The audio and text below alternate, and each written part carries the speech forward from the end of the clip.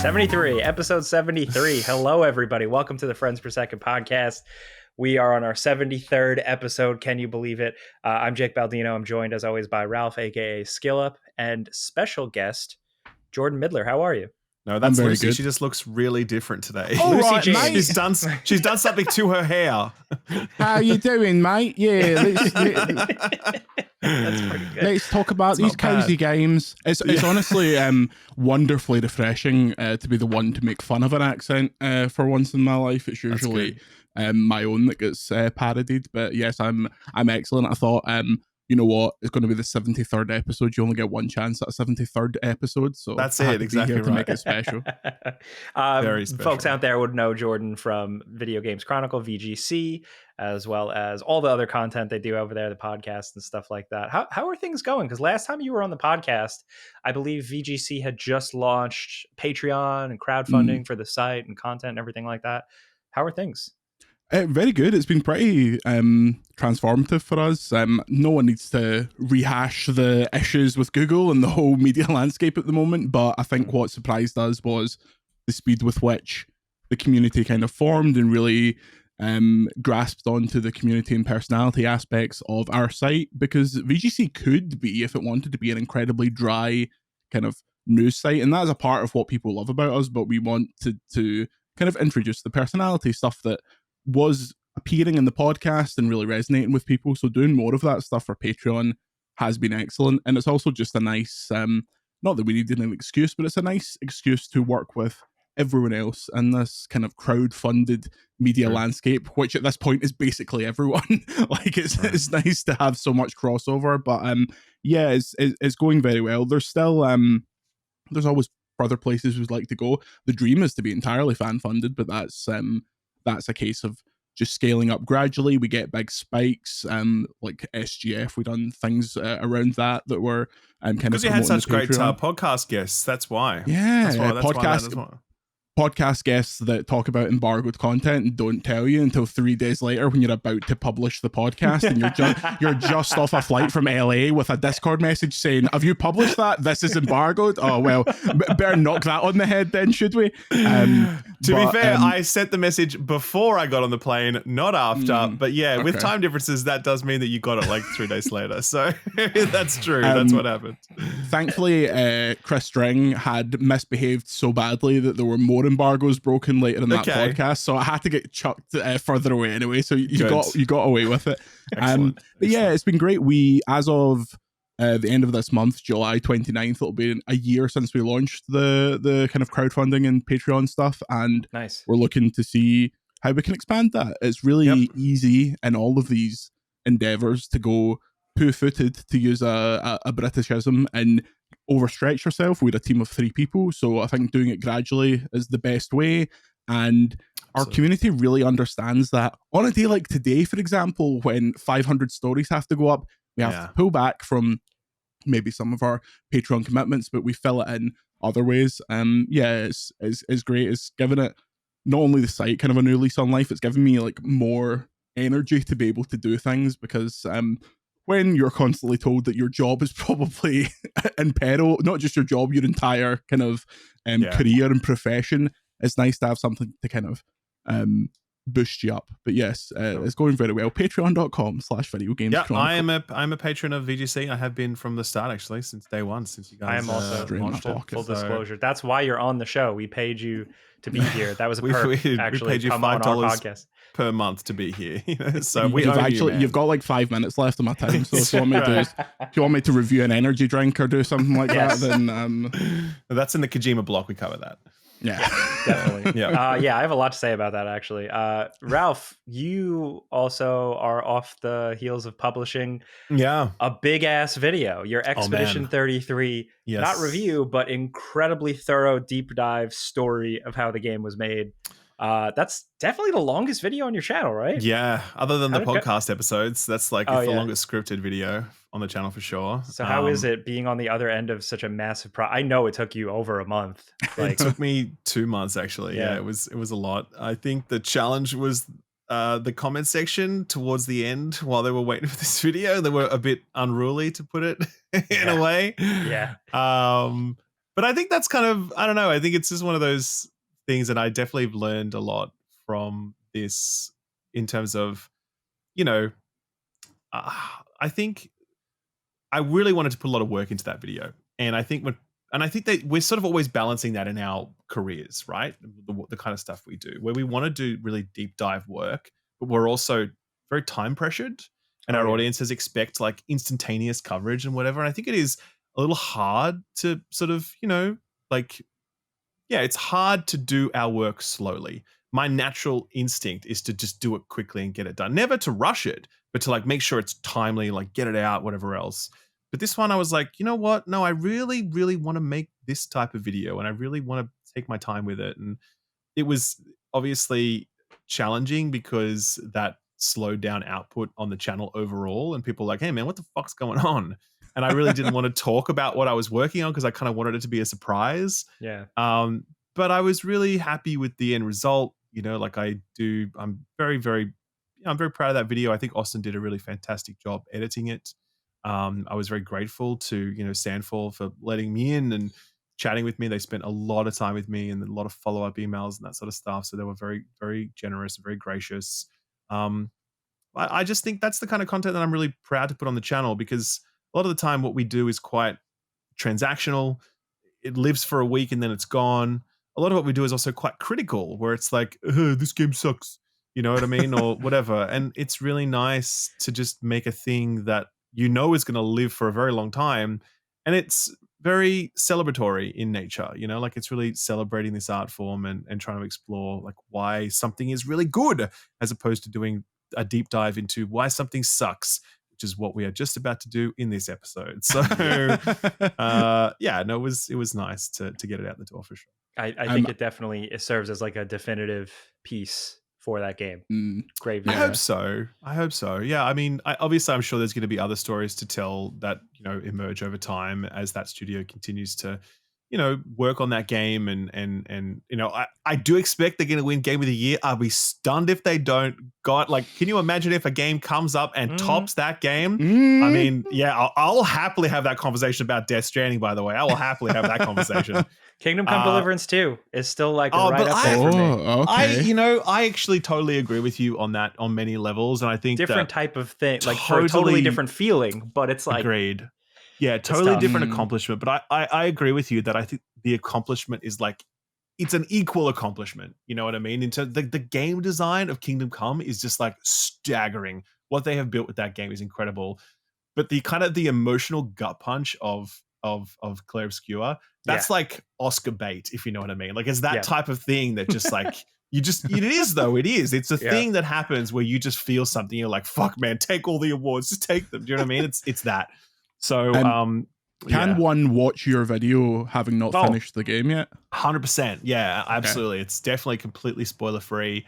And that was a big thing for me as well. Like I definitely want anyone to be able to watch it at any point. So yeah, it is an hour and 40 minutes though. So you have to set aside the time for it or take it in chunks, which is what I learned a lot of people did. But I think it's a good example though, even for folks out there who make stuff like us, on any level, not worry too much about the window of time, because I still think you timed it very well, because it popped off. It's doing well. Yeah. And in our line of work, it's considered like old news. Like, the game came out, like people are still playing it obviously, but in terms of like the discourse, the algorithms, all that, like Expedition 33 was already on the like, all right, cool, great. We know it's great. And came in and there was still an appetite for people to watch it. So that's good. I think as well, the fact that it wasn't just a review where I'm like, hey guys, it's really good. That's going to be my video. My video's not out yet. So thank you everybody. Like everyone knows that. And I said, that's another thing that it took me a while to find the angle, because I was like, I don't like making videos where I feel like I have nothing to add to the conversation, because it's just not valuable. I was like, I went into this and I'm like, I got to review this game, but I'm like, well, everyone's already said everything you could say about it. Everyone knows it's good. So what am I doing here? And then that was the story, learning about how these people made this, who they are. Like that was incredible. And I was like, well, that's the story that's more interesting at this point, I think. So, I'm playing that game glacially, and between kind of review games, and it's been fun. It's a weird situation because I've been hearing about this game for so long. Obviously, dear friends with Ben, so I'm getting to the point now where I'm like, next time he stars in a big game, will I review that? Probably not, because it is like reviewing a game that Lucy starred in, God forbid. But I'm really enjoying what I'm playing. The only thing that's stopping me is that inevitable Switch 2 port. And I'm like, do I just stop right now? And then when the Switch 2 version happens, do I gobble that up? The problem is there is no longer a gap. There is no longer this summer where there are no games released. I'm still playing Death Stranding 2. There's a little game that me and Jake might enjoy coming out next week, and then it just keeps going and going and going. So there's no lull. Nothing. I feel like if I don't play it now, it'll suddenly the Game Award jury, the Game Award ballot will come in, and I'll go, oh no, I have to play this in like 2 days. Yeah, they haven't announced a Switch 2 port though for that, have they? No, but it's coming. No. It's coming. But they will for sure. I mean, you heard it here 50th. That game is coming to the Switch 2. At this point, I think most things will come to the Switch 2 over the next little while. It just makes a lot of sense. So, yep. Anyway. Well, speaking of Switch 2, let's talk about Xbox. Nice. Great transition. That was good, right? Segue. I'm good at this. Very Great smooth. host. Let's switch to Xbox. There we go. So he should be in charge, Jordan. Yeah, next time.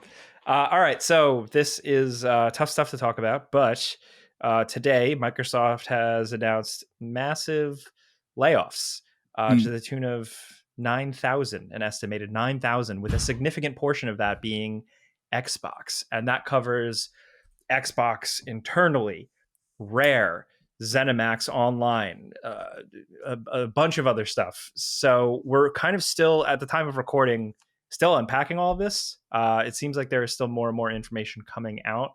To be clear, we're recording this on like 7 or 8 hours after the news broke. Yeah. Because this will go up later over the weekend. So that's where we're at now in the news cycle.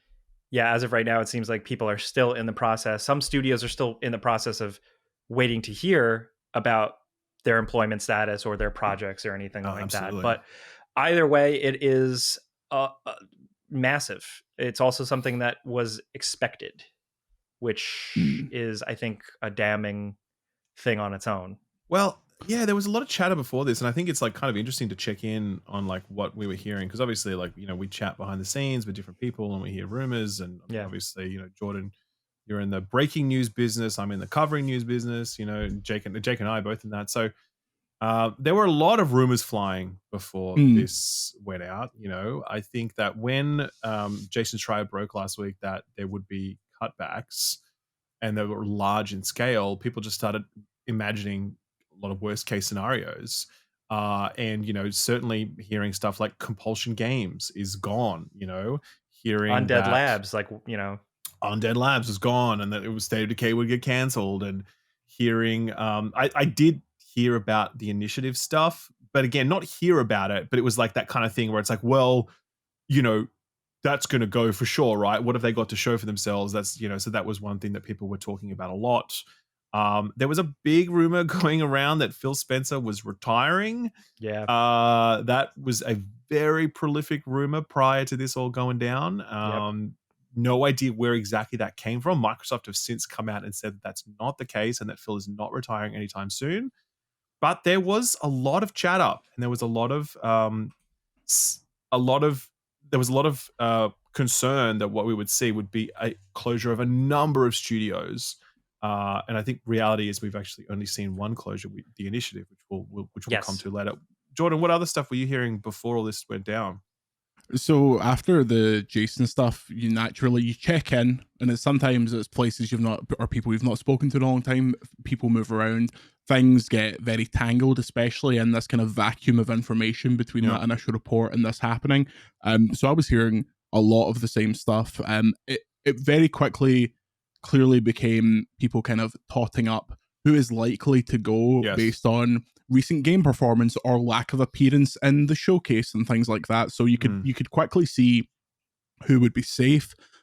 Safe is in air quotes, because a lot of studios that are still putting out games, still working on stuff, were still affected by these layoffs. But prior to the actual news, I had heard that Rare was in trouble to the point where I had somewhat assumed that it would actually be the end for them, and we'll talk about that later on. They've suffered a big cancellation and big staffing changes, and the staff changes at Rare effectively end the the kind of legacy of Rare going back about 30 years. Like, some of their most veteran developers have left as a result of this stuff. So it was hard to pick out what was real and what was conjecture. And as you can see by that Phil Spencer retirement story being talked about more widely, things don't stay in the circle of trust for very long, unfortunately. Like, there's always a consistent cycle of, it'll be this piece of news will be within a couple of journalists, and then one of those journalists will tell someone who's not quite as trustworthy, and it just continues on from there. You could see that with, for example, at SGF, VGC reacted to the entire Xbox press conference. However, we recorded it 2 days early because we knew the entire show. Yes. And then we published it the minute after it came out to make a point that we are not the ones we're not the ones that are leaking this stuff. We're not just going to report a list like that. However, after that happened, and as we got closer to the show, the usual suspects started posting, here's what I think might happen on the show, and it turned out being the entire thing. So it's hard, it's very difficult in this job, and you get maybe one life ever to make a massive kind of fuck up and report on something that is incorrect. And so we were very careful. Also, you're dealing with people's livelihoods in this situation. You don't want to report that a studio is closed, and you don't want to be the person that told someone that they're losing their job. Basically, that is like the worst possible feeling that we've had across this career. But as you kind of mentioned, and we mentioned beforehand, because of the length of time between Jason reporting and this actually happening, it got really over the top to the point where I was expecting decimation. Like, I was expecting like 3 or 4 closures. I'd been told like one of them was really going to hurt. I was like, okay, is Arcane gone? Is Machine Games gone? Because and we'll talk about Phil's statement. It really felt like anyone who wasn't making Call of Duty was liable to get the bullet in the head. It was a really bad situation that I think they've handled terribly, and I feel really awful for the people who were waking up on the west coast of the US, seeing all this, finding out they were locked out of Slack, and being like, well, where does that leave me? Like, it's a terrible situation, communicated incredibly poorly, which is their kind of MO at the minute. Yeah, it's also crazy. It's like what I said before, where the general gaming community also hears it and goes like, oh man, we saw this coming to a point, because it's just another footnote in what has been a series of layoffs and massive cutbacks. And that leads to like a bigger problem that we'll talk about in a bit. But I did want to just kind of dive into, so there's cancellations, right? There's Everwild, which is Rare's kind of like, what was that, like an open world adventure? That is very much the question. That is pretty much the entire problem. They showed a little bit of it. It's been worked on for 10 years. They never, as far as I'm aware, they never really found it. I think Jez Corden said that they had found a loop, but like, it's a weird thing to report that, hey, our game has found a game loop. It's like, that's not how that should work. Do you know what I mean? Like, you kind of should find that at the beginning of the whole thing when you're suiting up for this. You know what I mean? Like, obviously you refine it, but I mean, that seemed very ass backwards. I would maybe counter that with that had been the case multiple times, and finding the loop could be a one-day conversation where they're like, okay, this is what it is, and then the next day that changes. That game was not in a shape where, clearly not in a shape where they thought that it was able to be progressed. And I saw a lot of people making points, and we can maybe get into this as a wider discussion, that Xbox and Phil Spencer specifically were at great pains to say that they were just leaving these studios that they acquired to do what they wanted to do, and they were very hands-off about it, and that has led to multiple projects meander out of control and end up in this situation, like the other kind of major cancellation, which was Perfect Dark, and the closure of the initiative. There's also, before we get to that, I do want to Project Blackbird was a ZeniMax Online project. It was another MMORPG. From what I had seen from some of the people that had worked on it, they have publicly posted that it was something very ambitious, very big and exciting that they were really all jazzed about. And that is canceled along with layoffs there. So I don't know what to make of like what that was. That could have been anything. Was it new IP? Was it based on existing IP? I was going to say, was there any sense that perhaps they were trying to? I was going to say perhaps they were trying to do like the Fallout Online, but they have 76, so you would assume that it would maybe be its own kind of thing. But yeah, interesting. New Vegas Online. Ooh. That's just pulling that out of my ass. But the big one was the studio, The Initiative, which was built up and founded to make Perfect Dark. The new Perfect Dark, which we got a little bit of like a somewhat vertical, not even vertical slice. That's just like a. Do you remember what I said? Do you remember what I said in the podcast when you said it was like not real? And I said it was not real. Yeah. When I first saw that gameplay, I'm like, that does not look real to me. And everyone was like, no, man, they're showing you real gameplay. I'm like, bro, that's not real gameplay. Like that doesn't look real. And then Kotaku are out here reporting that, according to their sources, that whole thing was basically entirely fake. That wasn't the game at all. And I'm like, exactly. It just didn't look remotely like an actual video game. It just honestly looked like a tech demo. So that's big. I think that's significant because to me it's like yes, it's time. People working on this thing for so long. It's an existing IP that could have been revived and made something cool. Obviously, it's been so long that I think Perfect Dark could have been anything in this day and age. But I think it's just the fact that they built. They created a new studio to make a thing, and then I guess that like wasn't far along enough, or it wasn't where they wanted to be, so it was first on the chopping block. That just feels kind of like it sucks. It's reckless. But I mean, the whole story of that is such a messy story because they're like, they created this like. I remember they announced it was like a quadruple A studio, which that whole thing. I think that was actually a typo to their credit. But like I think the narrative got started from there. But it was a team of like veteran developers coming together and whatever. And it's like, okay, cool. I think that is a pretty fraught story these days. I think we've seen more often than not when a team of like veteran developers get together and form a new studio, like. I don't know, man. That is definitely not a surefire path to success. Let's put it that way, right? So anyway, go on. Sorry, I was just going to just to kind of provide color to that. In 2022, there's a feature you can read on VGC. Insiders describe Fast and Furious exit from Xbox's Perfect Dark studio. All of these kind of all-stars they were bringing on to make this, they were leaving just as quickly. It is a long list of people that just in and out the door, and considering how long games take to make, and a game that from that fake gameplay was clearly aiming for something high, aiming for this kind of like kind of the whole like Sony style AAA big budget game, that is not conducive to that in any way. But there's a long history of this game being in trouble that seems to have been forgotten at this point. And they had to bring in Crystal Dynamics to help buttress this. This was a co-development, and some reporting a few years ago suggested that Crystal Dynamics were effectively in control of the project. Now we don't know if that's true or not, but that was certainly the report doing the rounds a little while ago. And then you had this gameplay trailer, which obviously just didn't look real, and like here we are, and then now it's gone, and so I think obviously any cancellation and closure is a real bummer, of course, absolutely.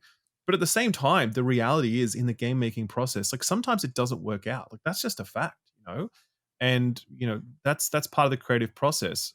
I think to your point that you made, Jake, it's kind of like, well, it's Xbox's job to like figure this out faster than they've been able to do historically. I look at Redfall, for example, as a really like important teachable moment for Microsoft that they obviously just like didn't really learn the lesson because, Redfall came out in a state that's like, there's absolutely no way this should have shipped at all. Like, from the minute that Microsoft took the reins at Bethesda, they should have looked at this and thought, absolutely not. We need to can this, or it needs to a full reboot and whatever else. But that quality control, that project management, it isn't there. Like, it's just not working. Yeah, just this week there was a video doing the rounds from Laura Fryer, who was a senior member of the original Xbox team. She was like, one of the people that helped, get it out to market and build it and whatever else. And she's now turned into a bit of a kind of Microsoft critic in her later career. She got a YouTube channel, and she released a video that's done the rounds recently, where she's basically saying that like Xbox does not have a culture that knows how to ship games at scale. And it's really hard to argue with that. I mean, I think even if you look back at something like, Halo Infinite, I mean, that is yeah, like I think obviously its multiplayer had a moment. I think its campaign was pretty overrated. Now I think we can like look back on that and be like, yeah, I mean, like I personally think that campaign kind of sucked personally, and like I really wonder how much people disagree with that at this point. You know, and then obviously there was the cancellation of couch co-op within that as well, and you know that whole product is just basically been a big disappointment, sadly. And that obviously led to the rebooting of 343, which is now Halo Studios, and they've moved on to Unreal Engine 5. And yeah, I just think there's this overall pattern of Xbox being unable to ship its most important games and ship them well.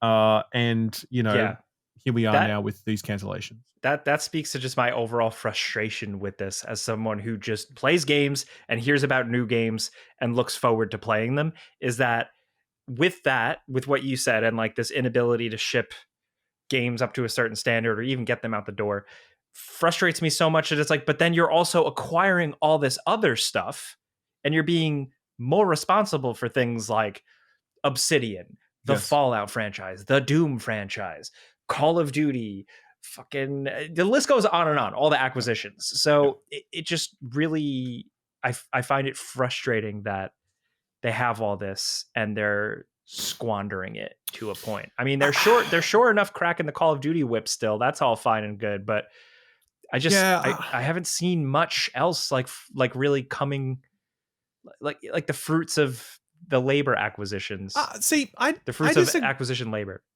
Okay, yes and no, right? I think that you can look at Xbox and see a number of successful titles, particularly on the smaller end of the spectrum, and I think that I respect that about Xbox, that they have invested in those titles. Yeah, I can concede that totally.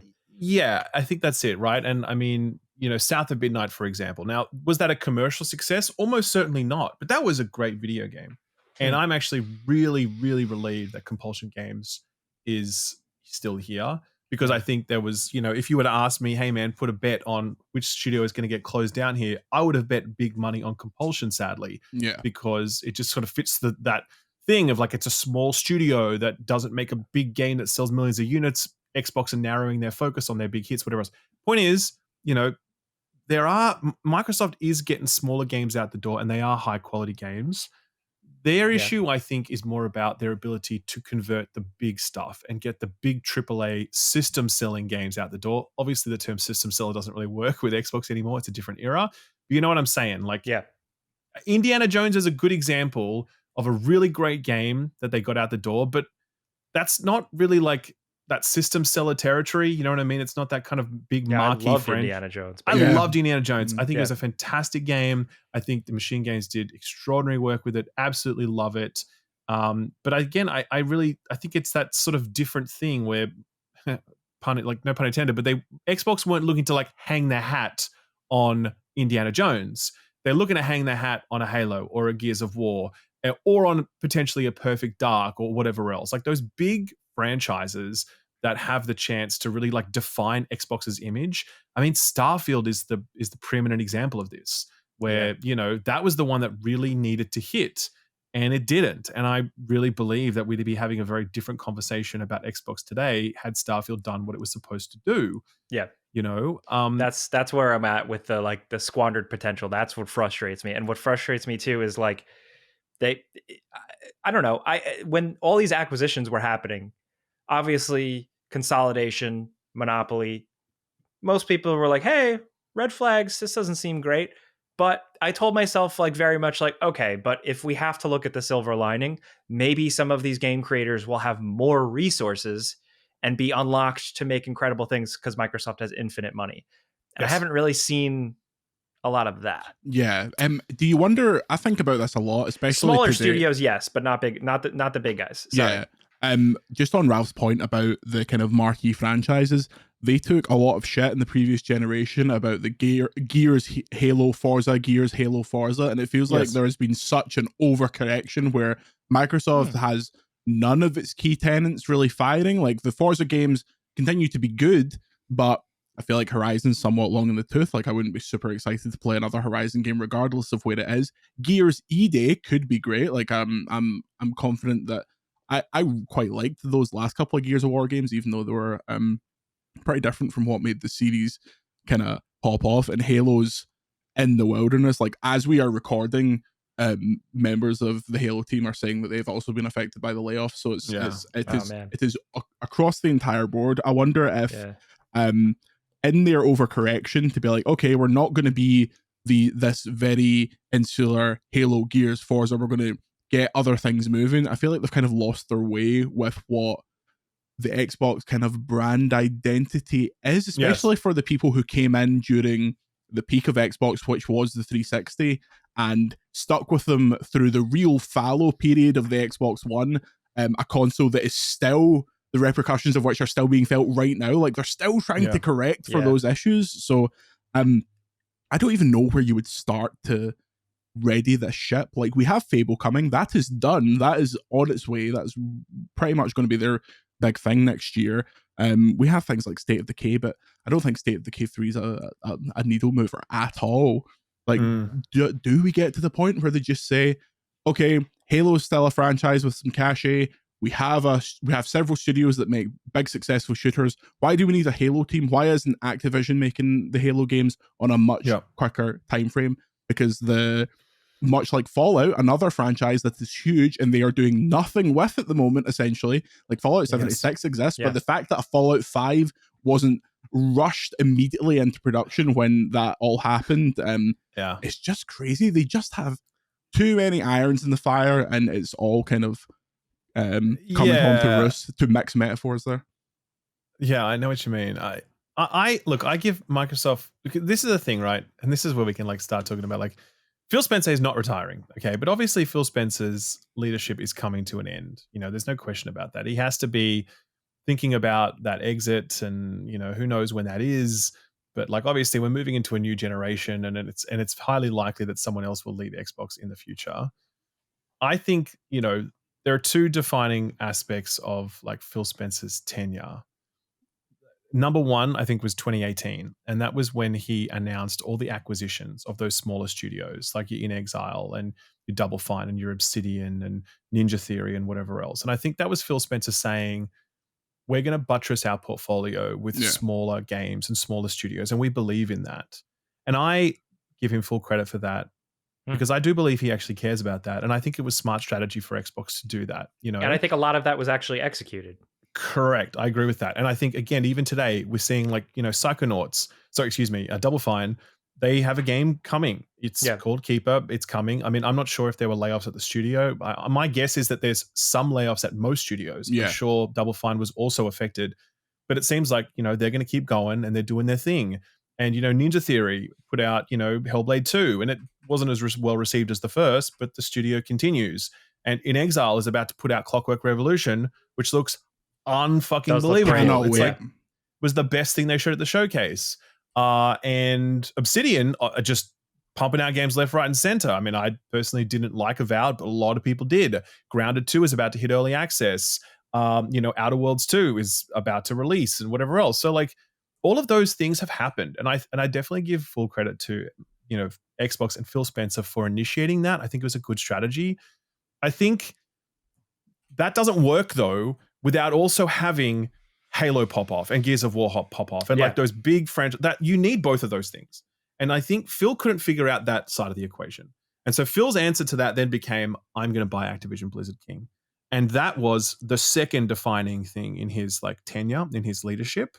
And ultimately, I think that is kind of what has sunk him / Xbox in a way. And I that saying like Xbox is sunk, there's so many different ways that we can unpack this conversation about whatever else, but like Microsoft's overall brand cash, their position in the market, the way we think about Xbox, it's fundamentally different now than it was as little as 2 years ago. And maybe they're making more money as a company, and good on them. But the way we personally think about Xbox as a brand, we people who like live and breathe video games, we don't view it with the same affection that we did as little as 2 years ago, because it's clear now that that brand is morphing into something else. And I think a lot of that is because of Activision Blizzard King and the $70 billion price tag and what that forces Xbox to do, you know? So I think the point I'm making with all of this is that like there are two pillars to, you know, Phil's leadership. the small stuff and the big stuff. And I think the small stuff has actually worked really well. And I do give them credit for that. Yeah. And I also give them credit for, I expected much, much worse stuff to happen with this round of closures and layoffs. With those smaller teams, I really did. And then the flip side to that, though, is that the biggest stuff has been just like a categorical failure, like top to bottom. There's just, other than Forza Horizon, there's really nothing that else. And yeah, Indiana Jones sort of. What else is there for the last 2 console generations that you'd look at and say, yeah, cool, those are your big marquee tentpole system selling games? Like, where are they for the last 2 generations? You know, they had a system seller, one of the greatest games ever made, and they gave it away, and it was called Titanfall.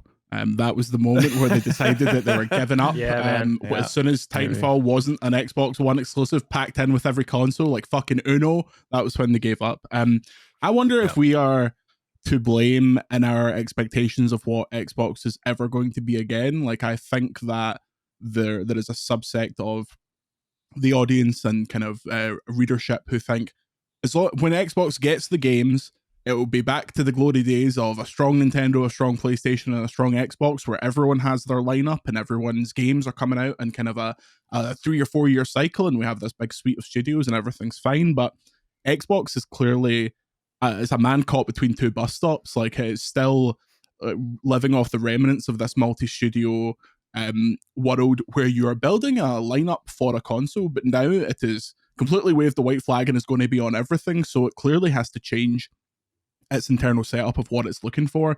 I think, like, does it need 2 racing franchise studios? Does it need multiple shooter studios? Does it need multiple action game studios? Like, Obsidian is the silver bullet. They're like they're Microsoft's Insomniac. They're just firing stuff out constantly. If every studio was an Obsidian, they'd be quite happy. But and can they really afford to? Obviously, they can afford to. They have infinite money. But do they want to keep a initiative to wait 10 years to make a game? Like, no one's in the business of being able to make to be able to run a studio for a decade for a game to come out and for us to go, yeah, it's fine, and for it to sell like a million copies and disappear into Game Pass and never be spoken about again. Like, the gamble is so high now that while it's sad, and I think their messaging is shocking to the point where I think we should potentially read Phil's entire like ludicrous statement. Unbelievable statement. You understand where this comes from 100%, and I think this is far from the end of it. It's a terrible situation and indicative of an era of Microsoft, multiple eras of Microsoft, where we have these conversations about the great games. And I loved Indiana Jones. I thought it was brilliant. You start to think, like, finally, the momentum is happening. And this isn't even stepping on rakes. This is like falling off of a cliff, like Homer Simpson, like keeping falling out the ambulance and falling out again. Like, it's so bad. And as you say about brand cachet, what is Xbox to a young person? What's Xbox to someone that wasn't like cogent during the Xbox 360 era? It's a joke. Like, it's a total joke. For sure. Yeah. It's not really present. I can't imagine they'd be super present in their mind as like, I need to buy that thing, you know? Like, you can imagine, I don't know, this is that conversation we've had many times before, but you know what a Nintendo console is and you buy it and that's it. And, you know, you understand that. And I think with PlayStation, they've still got that. It's a little more confused these days because you've got your PC ports and whatever else, but you still get it, right? With Xbox, it's like, huh? What? Okay. And it's more accessible than it's ever been before, but it's also more confusing than it's ever been before. And I don't think that's really filling anyone with a lot of confidence. And but anyway, that's, I think, a whole other conversation. So, but yeah, I do think that point about Phil. So I think your point, though, is like a good one in the sense that, like, I was expecting a lot worse than this. And, you know, I think that a lot of what they've done here does unfortunately make sense, because it doesn't make sense to keep supporting games that are clearly not going anywhere in the development. Like, you know, obviously that makes sense, right? However, I think Phil's statement is just so unbelievably tone deaf, and I think maybe we can read just some of it. It's really just the like, American voice to read the first 2 paragraphs really that stand out. Do you know what I mean? So maybe Jake, do you want to do that? Yeah. Today we are sharing decisions that will impact colleagues across our organization to position gaming for enduring success and allow us to focus on strategic growth areas. We will end or decrease work in certain areas of the business and follow Microsoft's lead in removing layers of management to increase agility and effectiveness. Out of respect for those impacted today, the specifics of today's notifications and any organizational shifts will be shared by your team leaders in the coming days. boy, do we want to? But then he does the thing about we're fucking crushing it, but hey, you're still sacked. Yeah. Let me see if I can even just get that. I recognize that these changes come at a time where we have more players, games, and gaming hours than ever before. Our platform, hardware, and game roadmap have never looked stronger. The success we're seeing currently is based on tough decisions we've made previously. We must make choices now for continued success in future years, and a key part of that strategy is a discipline to prioritize the strongest opportunities. We will protect what is thriving and concentrate efforts on areas with the greatest potential while delivering on the expectations the company has for our business. That's what are you complaining about? What can you possibly complain about there? They're doing great. It's It's like we're doing sick, but we gotta trim. We're doing dope shit, but we gotta trim the fat, dudes. No big deal. Nah. It's almost villainous, man. It's almost a parody. Like, you imagine fucking Vought from fucking The Boys would put out a statement like this. Do you know what I mean? Like, we have never been stronger or more profitable. Everything is going so fucking well, and it's all thanks to you. By the way, you're fired. Do you know what I mean? Like, that really was what that statement could be boiled down to. And this is the thing, right? It just, again, it does. I understand when a business needs to make tough decisions about projects that aren't working out. Like, that actually honestly makes sense. And I think most reasonable people would be like, okay, fair enough. But to frame it like that is just really fucked. I think it's to me, that reads like that section was about, like, to the shareholders. They want to position strength. They want to make sure the market knows that they're doing really well. Do you know what I mean? It's for them. But that's not the right time to put that message out there, man. Like, that's just not it. Like, just, it's not a real employee address. It's a press release to shareholders and to, and a reminder to players. The brand is still strong. Don't worry, everything's great. But also, what frustrates me is that I'm pretty sure the last big round of layoffs or the Tango GameWorks whole scenario, we heard the exact same thing. We heard the we're making this decision now, this hard decision now, for our strength in the future. So it's like, how many times are we gonna do that? If you're working at Microsoft today and you're working at one of these studios and you survive this round of layoffs, this is just like, well, no matter how good a game I make, next time it could be me. Like, Phil, you're telling me that the quality of our product and the most amount of players ever and all that kind of shite does not matter as soon as a number changes on a graph. And to hide behind, like, I think it's really cowardly to be like, we're following Microsoft's lead, and I agree with that. And removing actually. layers of management. You're Microsoft, mate. It's the same fucking company. Like, what are you playing at? Like, no, I totally thought the same thing. 100%. I was like, that's pretty Weasley language. And also, it's like, I recognize that these changes come at a time when we have more players, games, and gaming hours than ever before. Full stop. It's like, we are actually doing great, so don't worry about this. That almost reads to me like, I know this is going to get leaked immediately. I've got to get some spin in there. Got to get the most players. Game Pass is doing great. Still got to get the top level talking points in there. It's gonna, It's astonishing. Like, he has a history now of delivering messages that would get Matrick absolutely vilified.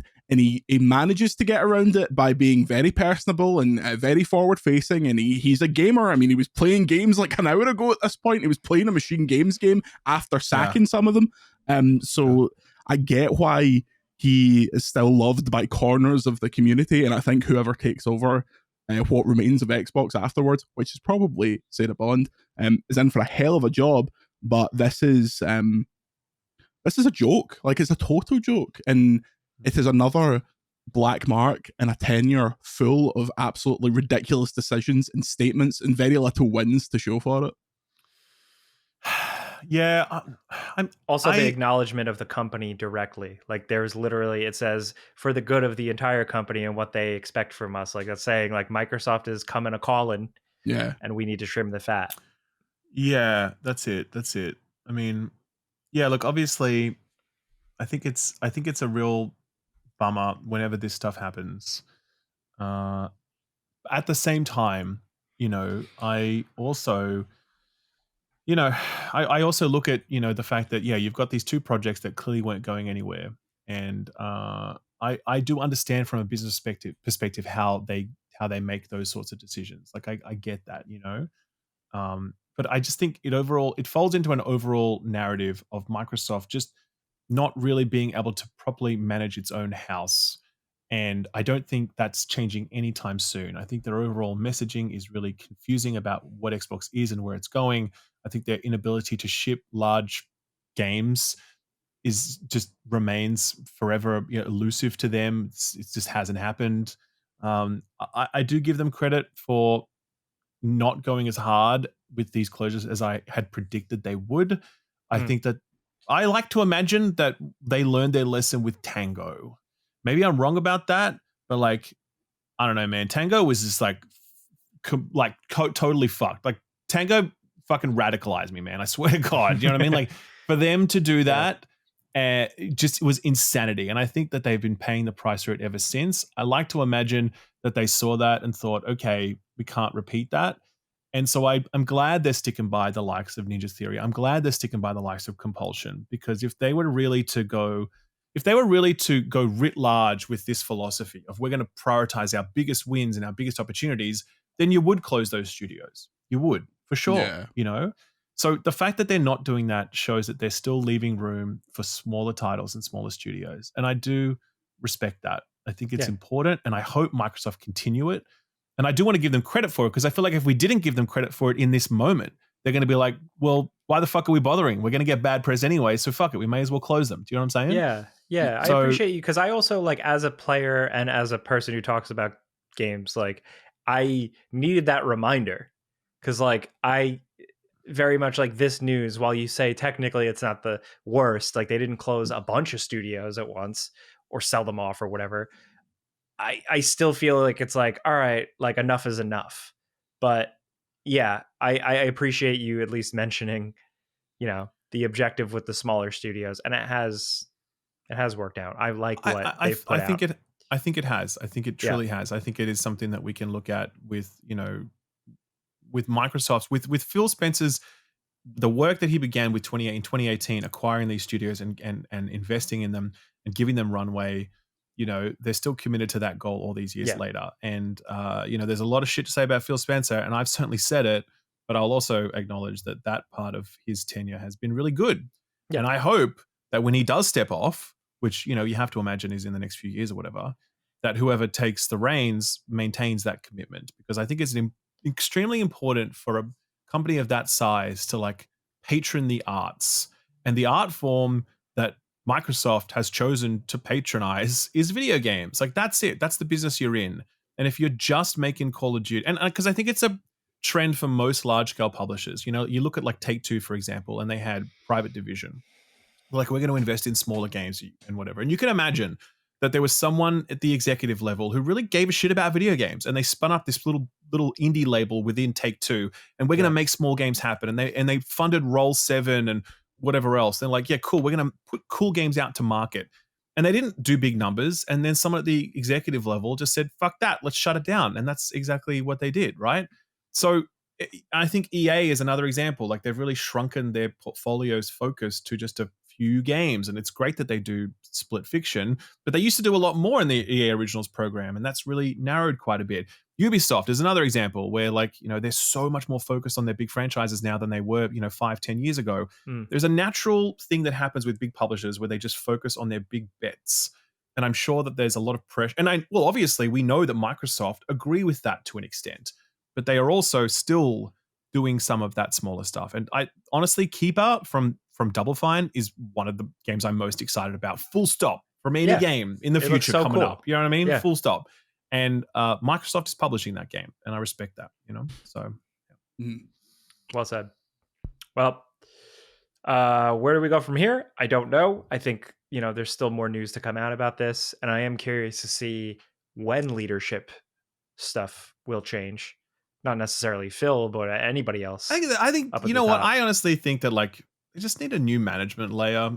I just think Matt Booty, Sarah Bond, Phil Spencer, like, they've had their run. It's time to switch it over, man. Like, it just hasn't. Yeah, okay. Like, maybe you're making more money because you bought Call of Duty and Candy Crush. Okay, cool. Well, how much organic growth have you achieved? Like, how much stronger is the Xbox brand today than it was, it's like you've 10 years ago? successfully established framework for like the platform you've built, and Game Pass, and what's Phil Spencer's franchise? All this stuff. Like, what's the franchise that he oversaw Game Pass. And he brought? Well, yeah. Game Pass is his franchise. You know what I mean? Like, and and we've got this retreat from hardware now, where like your next generation Xbox is probably just going to be a PC that you could like buy Steam games on that.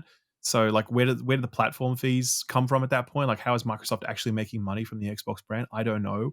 I think that Laura Fryer in that YouTube video, she said that like the current strategy for Xbox is all spin and no substance. I mean, I think that's probably a little bit harsh, but I think it's also partly true. I think they're just adapting to the fact that they have lost the console war, and they're like, well, what can we do now instead? And like, let's offer Game Pass and let's be a third-party publisher and whatever else. But like, I don't think that's a position of strength.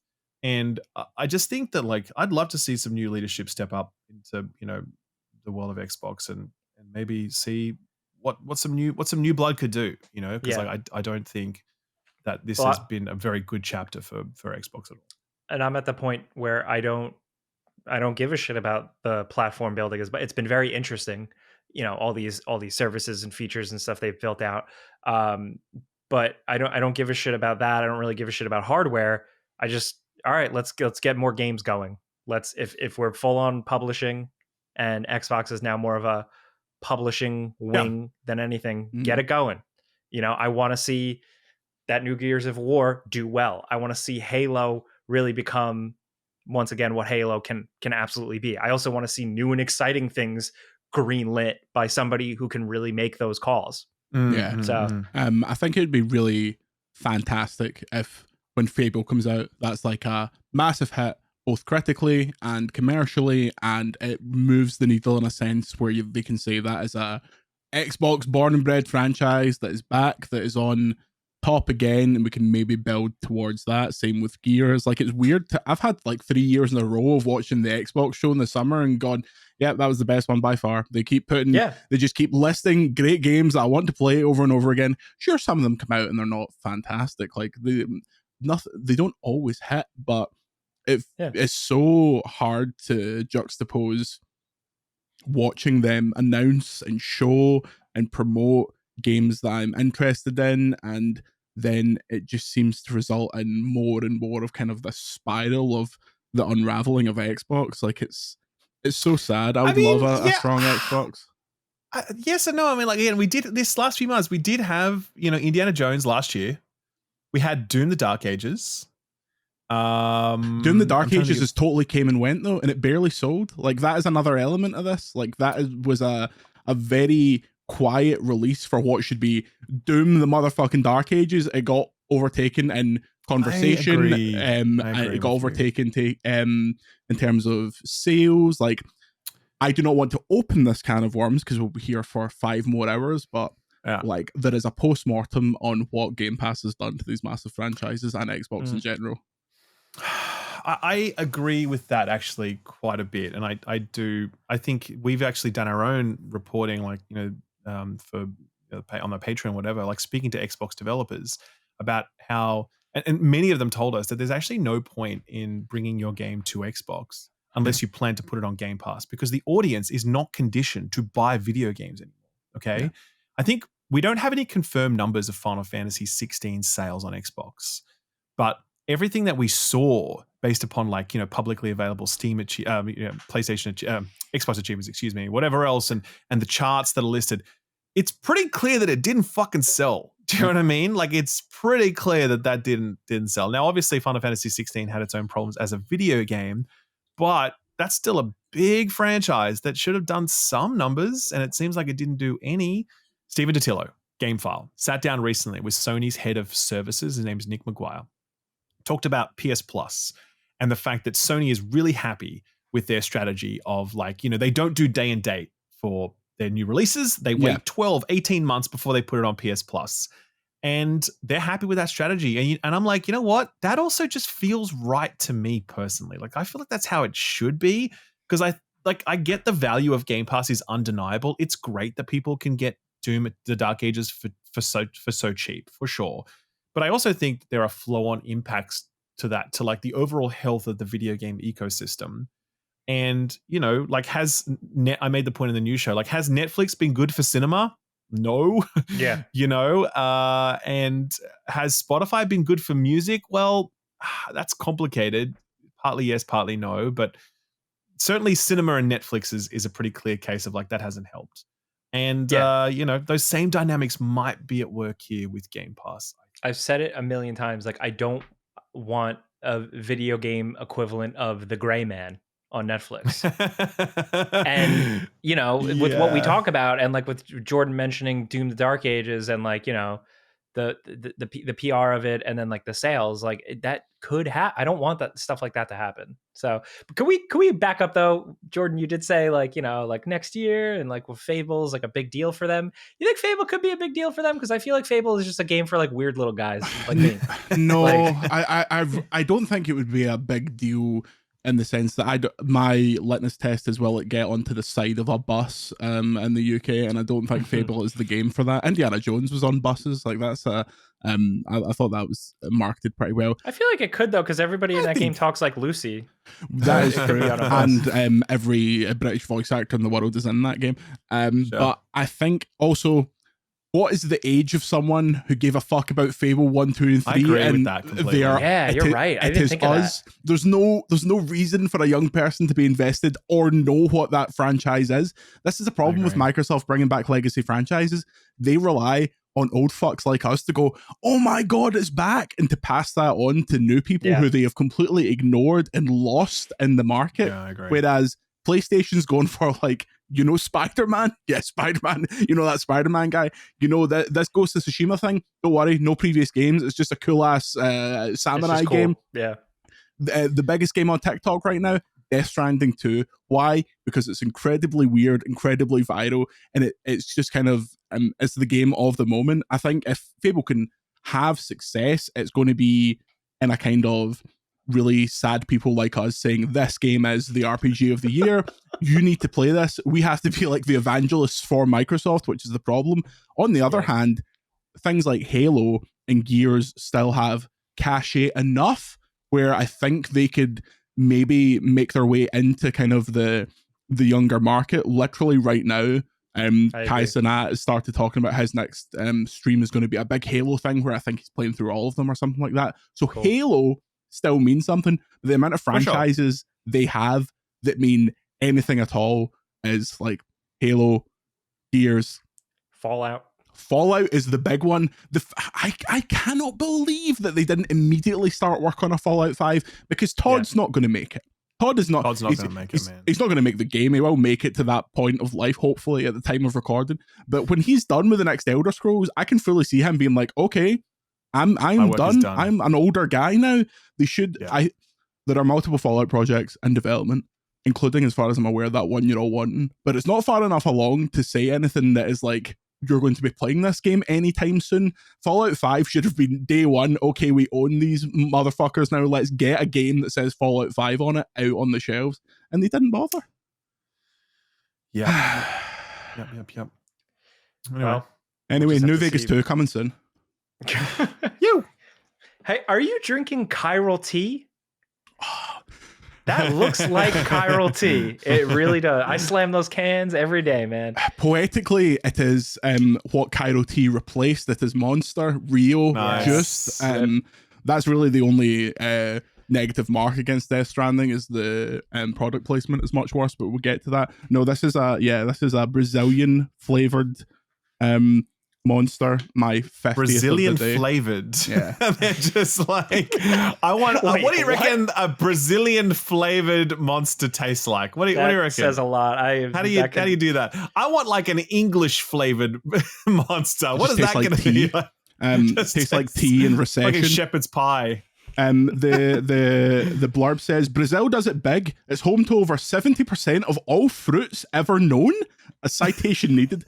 Throw in the world's largest party, Carnival, in Rio de Janeiro, and you've got some epic inspiration. It has not told me what this is supposed to taste like. It is supposed to taste like a festival.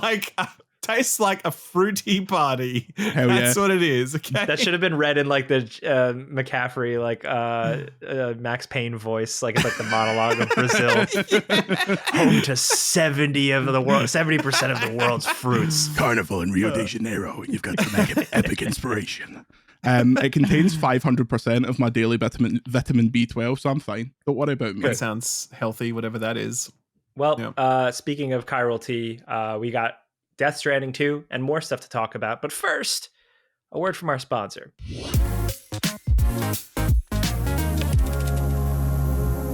This podcast is brought to you by Raycon, longtime supporter of the podcast. We do appreciate them. Jake's holding them right there. Jake, what do you like about your Raycons? Tell us. Hey, I think for summer, these are perfect because they're dependable, they're solid, they work, they don't break the bank, and they're sweat resistant, water resistant. They have all that stuff. But the newest version of these earbuds have multi-point connectivity, quick charge functionality.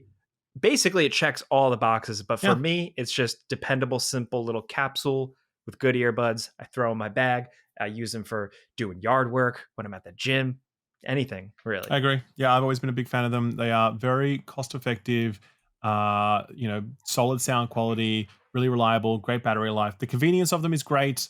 I bought a few pairs and I've given them as gifts to people because they're not like super expensive like other earbuds. It's actually much easier to get a pair and give them as a gift without, breaking the bank.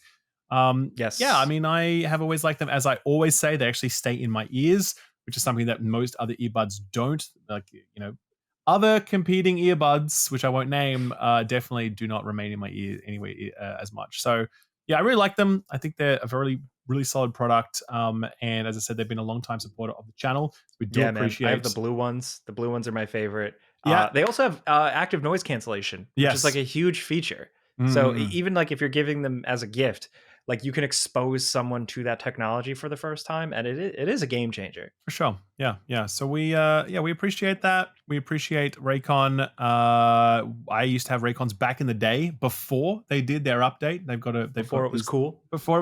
They have these new models now with all those features you just listed. So it's a great time to grab them. If you want to do so, you can visit buyraycon.com/friends to get 15% off their everyday earbuds. That is buyraycon.com/friends for 15% off. Thank you very much to Raycon for sponsoring this video.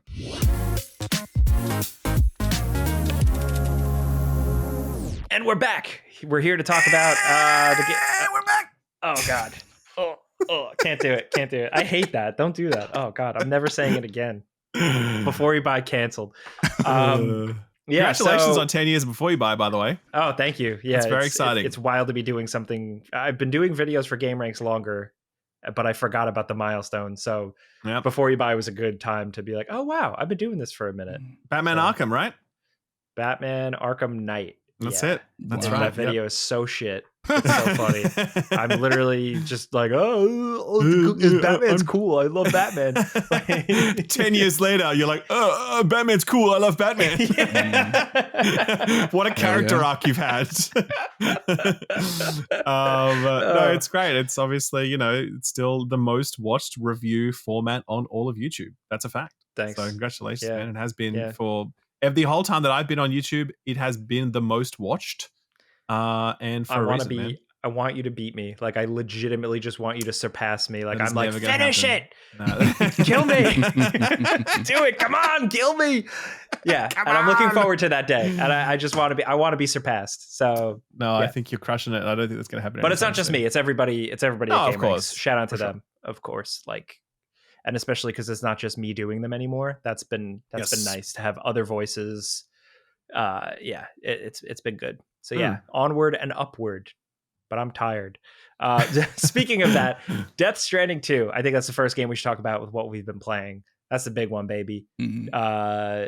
Jordan, I believe you did the review for VGC? I sure did. No one else was getting their hands on this. That's not strictly true because Andy also played through it at the same time, but I was the one that gave it the review. I am, as of the time of recording, 125 hours into Death Stranding 2. I'm still playing it every single night.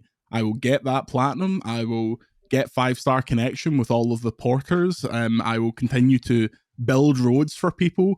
I think it's magic. I enjoyed the first game from a distance and did not quite like playing it. And I think this game, not only Hideo Kojima could have went two ways. It could have heard the criticism of the first game and went, fuck the lot of yous, I'm going to make it 10 times worse than the first game. But it has been so pared back and edited and smooth that it's so frictionless compared to the first game. The PS4 release of the first game, impossible to go back to at this point. The director's cut made some of those changes, but I just think it's really strong. It vacillates between being like a super over the top, big budget kind of blockbuster, Hideo's getting his film shit in, to being very peaceful. You're trudging up a mountain for like half an hour, and then it goes to the ridiculous where you're sitting in a hot spring and you look up and Hideo Kojima is literally in the sky. Like, he just can't fucking help himself. I love every aspect about it, even the stuff that I think is quite stupid. The story is his best in terms of you could probably explain it in less than an hour. There's still plenty parts of it that you're like, I need a kind of what happened there YouTube video, but I think it works. Performances across the board, wonderful. Lea Seydoux, brilliant. Elfanin, brilliant. The music, I really like that Kojima music shit. Like, I'm well into his iPod playlist, so it all really worked for me. I think that the only criticism I would say, and this is maybe reflective of all stealth games, and this has been the case of has been the case in his previous work, it's a very, very easy game. From getting around anywhere to any combat encounter to any stealth encounter, it is easy, incredibly easy. Even more so now that the game has not hundreds of millions, what an amazing seller, has like thousands of players playing it and using the Strand system to build roads. People should, if they get the chance, to play the game offline when none of that stuff's there, because that's how I experienced it for half of my review, and it totally changed the context of the back half of the game. But generally very happy with it. This is the most I've played a game post-review in years at this point, and there's still stuff that happens and stuff I see on TikTok, and I'm like, is that in the game? How did you? I saw today that there's yesterday at this point, if you go to the hot springs, you can ask Dollman to sing, and he sings you a little song, and Sam sings along, and I'm like, what?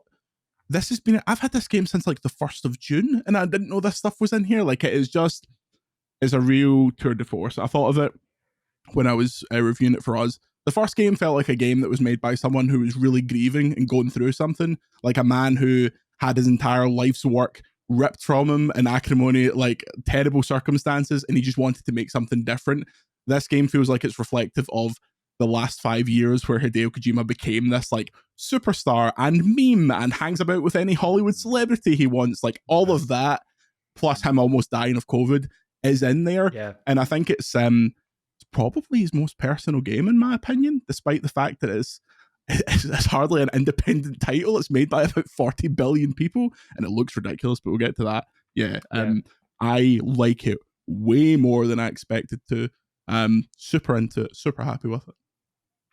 I do. I want to just say the same exact thing, but do my voice. I'll do your voice. No, I can't. Very good. Oh my God, Jesus! Even that was enough. Ralph, listen, I saw you making faces while Jordan was talking. So where are you at? And I don't know. Like, are you playing it for a video, or are you just slowly chipping away at it? Okay. No, I'm slowly chipping away at it. Like, I'm definitely not rushing it. I'm like building every road, and I'm like getting like at least 3 or 4 stars with each person before I kind of like move on to the next area. I'm running back and doing side content, and I'm like really kind of taking it slow. But even then, I'm still sort of getting into the final stretch of the game now. I only got like maybe 2 major sections of the map left to go. So here we go. Like, first of all, it's a really good video game, and I recommend it. Absolutely. There's no question about that. Like, and I think that there are so many aspects of it that are, I think, fascinating, from, that TikTok virality thing. It's like, if you want to ride a coffin off a cliff and then fucking land on someone's head while wearing a stupid hat and take a selfie, you can do all that, man. And like, it's the doll man does a little dance number thing at some point, and there's just so much of that in there, and like it's genuinely very impressive, like what kind of sandbox they built here, for sure.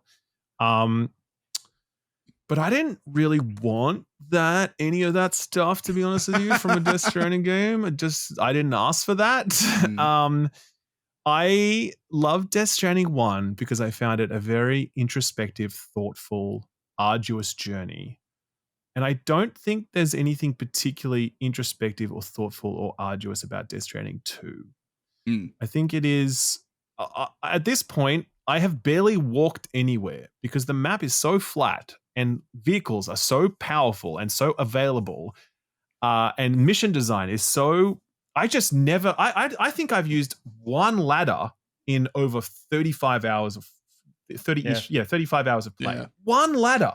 You know what I mean? In that entire time, I think I've used one climbing anchor as well, because the rest of the time I can just get around with vehicles and whatever. And it's like, you might say, well, just don't use the vehicles, but it's like, well, I'm just walking over flat land most of the time anyway. It's not like I'm avoiding a mountain. It's because the maps themselves are just so flat, and the mission design that I've been sent on is just so.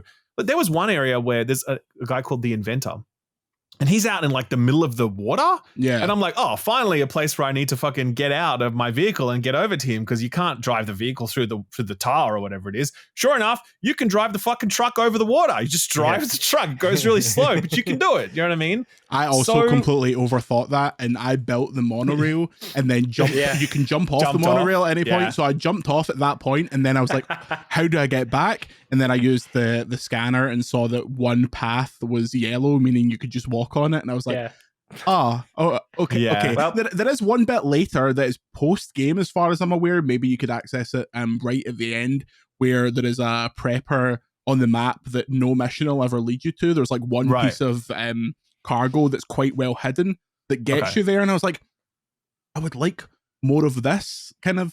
Dude, I do agree. The kind of the geography puzzle has been completely removed. Like, you are basically Superman like quite early on in the game. Yeah, definitely. It gives it an identity crisis a little bit in terms of that gameplay feel. Like, it's interesting because it's like, I feel, especially because I didn't play Director's Cut, and following it, like, Director's Cut changed things up substantially. Sure. So for me, it felt like Death Stranding 2 felt like kind of like end game Death Stranding 1 and then post game Death Stranding 1, where it's like you have everything. Yes. The whole strand is built. You have all these crazy abilities. You can do a little stealth. You can do a little more in combat. You have more freedom. And for some reason, I was just down with that. Yeah. Where it's interesting. It's like game by game basis. Like, it's very different, but like, just for the sake of conversation, Breath of the Wild to Tears of the Kingdom. Yeah. I understand why Tears of the Kingdom has all this crazy shit, and it's incredible and it's fun and people love it, and I like it, but I just love a good old Breath of the Wild adventure more. So now but it's like Death Stranding 2 is Tears of the Kingdom, but this time around it just clicked where I'm like, I want to fuck around. This is cool. And I don't know why. I actually thought about that same parallel, funnily enough, because and I agree. I get what you're saying, but I kind of disagree, because I think that ultimately, like, Tears of the Kingdom's additions were additive to a core formula versus, eroding that core formula. Like, I think Breath of the Wild still had a very kind of like Tears of the Kingdom still had an introspective kind of feel to it, and it was about exploration, and especially with the depths and with the sky eyes and whatever else. I think the additional tools that you got made it more interesting to be in that world, but it didn't really erode the challenge of that world. And also, the core game asks you to use those core systems in a way that Death Stranding 2 simply does not. Death Stranding 2 is a sandbox game at this point. Like, it gives you so much shit. You don't have to use any of it if you don't want to. Like, a lot of the time when it's like time to kill a bandit camp, like I've done the stealth thing, I've done this or whatever else, but a lot of the time I can just stand there in the middle of the base, like literally out in the open, and just stand there shooting people. And they're like, and there's like 7 guys around me all taking shots at me, but it doesn't matter. I don't die. The enemy AI is not good. Enemy AI is terrible. It's kind of like, I'm just shooting. So all of these additive components that the game has, they're completely optional. I can choose to stealth and do weird shit and whatever else, but I don't have to do any of that. And that's a personal thing for me, where I I never like that in games. I'm just not drawn to sandboxes that encourage that sort of where the fun has to be sort of discovered by virtue of you just fucking around and whatever else. I really like it when a game gives me tools and then forces me to use them in interesting ways. And that's what's really missing for me with Death Stranding 2 and all of these new tools that have been added. Like there's a holo grenade that, put a hologram, but I'm like, I could use that, or I could just shoot him in the head with a rifle. And I have like 10 rifles with lots of ammo, and that's that done. You know what I mean? So yeah, I think that's where that comparison with Tears of the Kingdom, whatever else, that's where I landed on that. But I also think there's this. Sorry, go on. I was just going to say, I think that's that another kind of reflective point of that is BTs might as well not be in this game. Like they are completely irrelevant. Yeah, like totally not only are they're no longer scary, they're practically nowhere. There's one specific moment, and how far are you, Jake? Have you finished it? Are you? Yeah. So there's a moment in the kind of snowy mountain where I was walking through like a corridor that was all BTs and like the Watchers and the new style of BTs. Yep. I don't know if that is like a specific kind of forced or funneled moment or whatever. That was basically the only moment in the entire game where I was like, okay, I'm kind of doing the old Death Stranding stuff. Also, this was when they had turned the servers off, so none of that stuff had populated for me, like the helpful stuff. Because if the servers are on, there's 40 rocket launchers all around you, so it doesn't really matter. Do a backflip over them, and that's the thing, right? Like that game, Death Stranding 1 wasn't about combat. It was about like horror, because the BTs were like this horrific enemy that you were terrified of, and you were so nervous when you were near them, and you like them. It was you could barely see them, and you're like trying to be quiet. You were holding your breath, and whatever else. That was key, and they've really removed that entirely and replaced it with just fuck around with just shoot them with a skateboard and shoot them with a gun. And I'm just like, that's not what I wanted. You know what I mean? So I also think that how do I put this? I love Hideo Kojima. I think he is genuinely a creative genius. And I know a lot of people roll their eyes at that, but I do. I think genius can take on many forms. And yeah, I agree. Like his, self-indulgent fourth wall-y bullshit is like kind of cringy sometimes. But I also think it's like there's an artist there that has a vision for things, and like you can't argue with the artistry of this game and like the breadth of his vision and the world building and whatever else, right? However, I think he's never been strong with story and with dialogue. That's just a fact. It's crazy nonsense half the time, and the dialogue is really belabored and weird. And I think that I actually feel like Death Stranding is a creative plateauing for Hideo Kojima in many aspects, because he had this incredibly breakthrough game with Death Stranding 1, and he really hasn't taken it to new places with 2, except in the sandbox stuff. And I think a lot of that sandbox stuff is actually borrowed from Metal Gear 5. And I think many of the aesthetics of the game are also borrowed from Metal Gear. Here's a dude with a bandana. Here's a cyber ninja person. Magellan, here's the Magellan. Looks like a Metal Gear. It's like he's reaching back into his past to sort of, because I remember when I was in Tokyo and he gave an answer.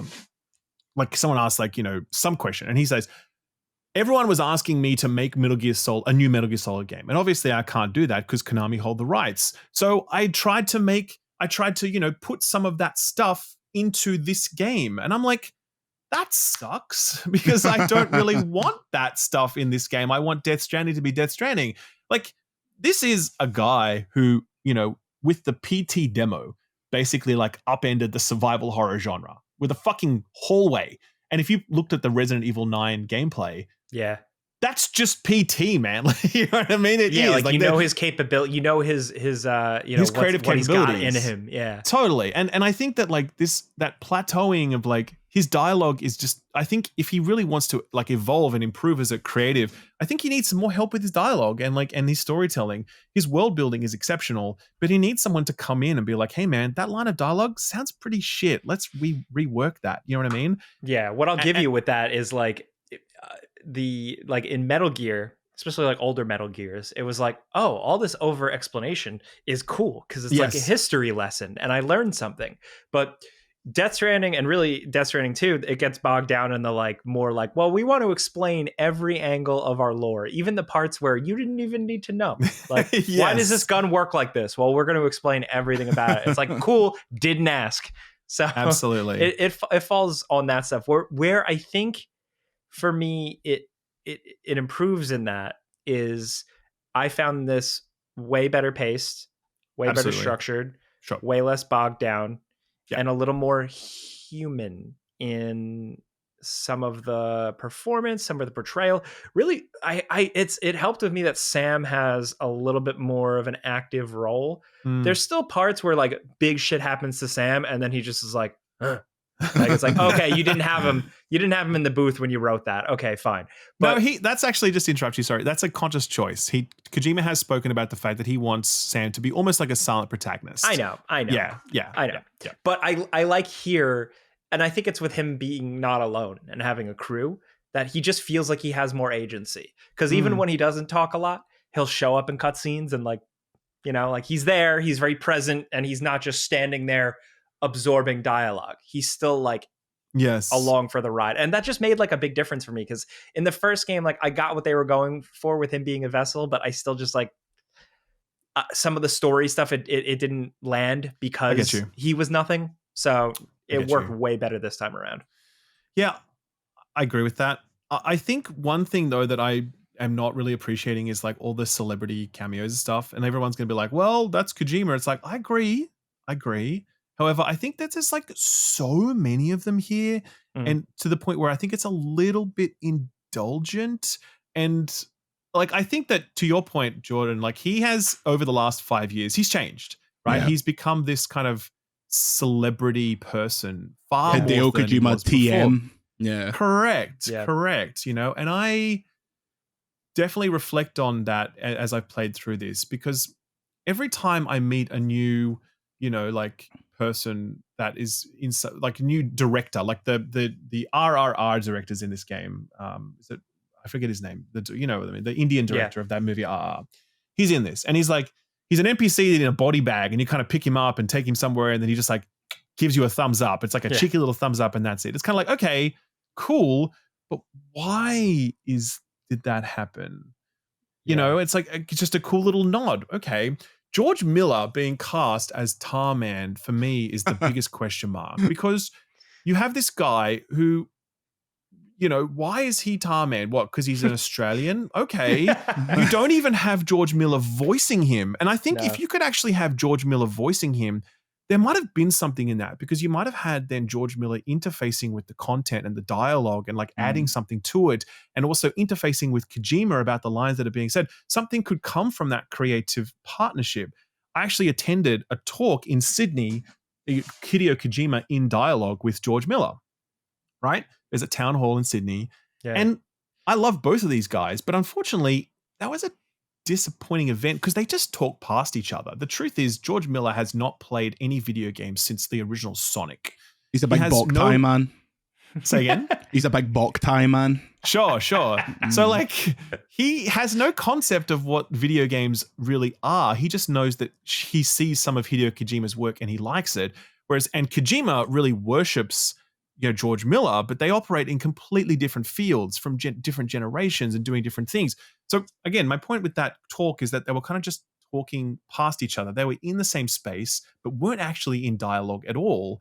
And I almost feel similar to like George Miller's casting here as Tarman, where like you have this the visual presentation of George Miller, but what does it mean? Like, what's the point of it? My counterpoint to that is, because I agree, and like especially when I see the amount of like him taking photos of celebrities coming to his studio like every day, and then like a lot of them being in the game, and then seeing a lot of the same exact shit in this game that was in the first game, down to some animations, some sound effects, and just rinse and repeat. It did have me go like, well, what are you doing, man? Like, what have we been doing? But I agree with the only thing I'll say, like, I agree with that. But what I will say with like seeing these celebrities in the game, but then also like the weirder aspect, like George Miller being a main character in the game, Guillermo del Toro being a main character in the game, and just it being a skin and not actually their voices. It's not actually them. What I can say is I've never seen that before. Like why? I don't know. It's kind of weird. I've never seen it before, and I actually think that's kind of cool. It is because it's why? Because it's weird, because I literally can't explain it. It's like George Miller's in the game, but like not really. He's like a guy, and then so is Nicholas Winding Refn. Like, my question is, who the fuck are George Miller and Nicholas Winding Refn to most people playing this game? Like, it is a reference for Kojima to be like, these are my guys. I've become friendly with these guys. I'm putting them in my game. Like, I agree that I think it is pointless. I think I don't have any strong dislike of it when it's actively happening in the game, because frankly, if you told me that was George Miller's voice, I'd go, fine. That he's just an Australian man. They all sound the same anyway. So that doesn't bother me. The one that did bother me, Churches are in the game, and no member of Churches voices themselves, and I clocked that immediately. Yeah, that was wild. That's what I'm saying. Yeah. That's what I'm saying. It's like, I get, if you want to get these people, you know, get them involved in this. I actually think that matters. Like, I think it does matter for them to see this material, to interface with the creatives, to be part of that process. That's a good point. At that point, I'd be like, okay, what might have emerged from this? And you know what? Fuck it. Like the connections thing. He's like, I value these connections. It's like, well, how much of a connection did you have with them while they were in Serbia being scanned? And then that's it. Do you know what I mean? Like, and obviously he hangs out with them behind the scenes or whatever else, but like that part of it, you know, like how much of a connection did you really have with George Miller? Because I certainly didn't see it on that stage. And I certainly didn't see it here in this game when, like, you know, George Miller is voiced by a different person. And I see it in the game when George Miller talks about his missing hand in the game, and he looks at the camera and he goes, "It's almost like a phantom pain." I'm like, okay, Kojima, all right, like, dude, whatever. There's relax. also a moment. There's a moment like an hour before that where Guillermo del Toro says something like, and that was affected by the Death Stranding 2, and then it looks at the camera and goes, yeah, come on. And like, I think that's a little bit cute, don't get me wrong. Like, I'm not all like fucking curmudgeon-y and like, you know, whatever else, because again, this is a good game. I like it. I'm having a great time playing it, whatever else. But Kojima's a creative, like, and his work is like, it's very important to me personally, truly, you know. And so I think very deeply about the work that he does, and like, I really want to sort of interface with it. And that's where I've really landed on a lot of this stuff, where I'm like, the arduousness of Death Stranding is not there. The introspective vibe and feeling of it is not there. I think that its horror that defined much of that first experience is not there. Yeah, and I think that its storytelling its world building remains as strong as ever, but its storytelling and dialogue has not evolved for the better.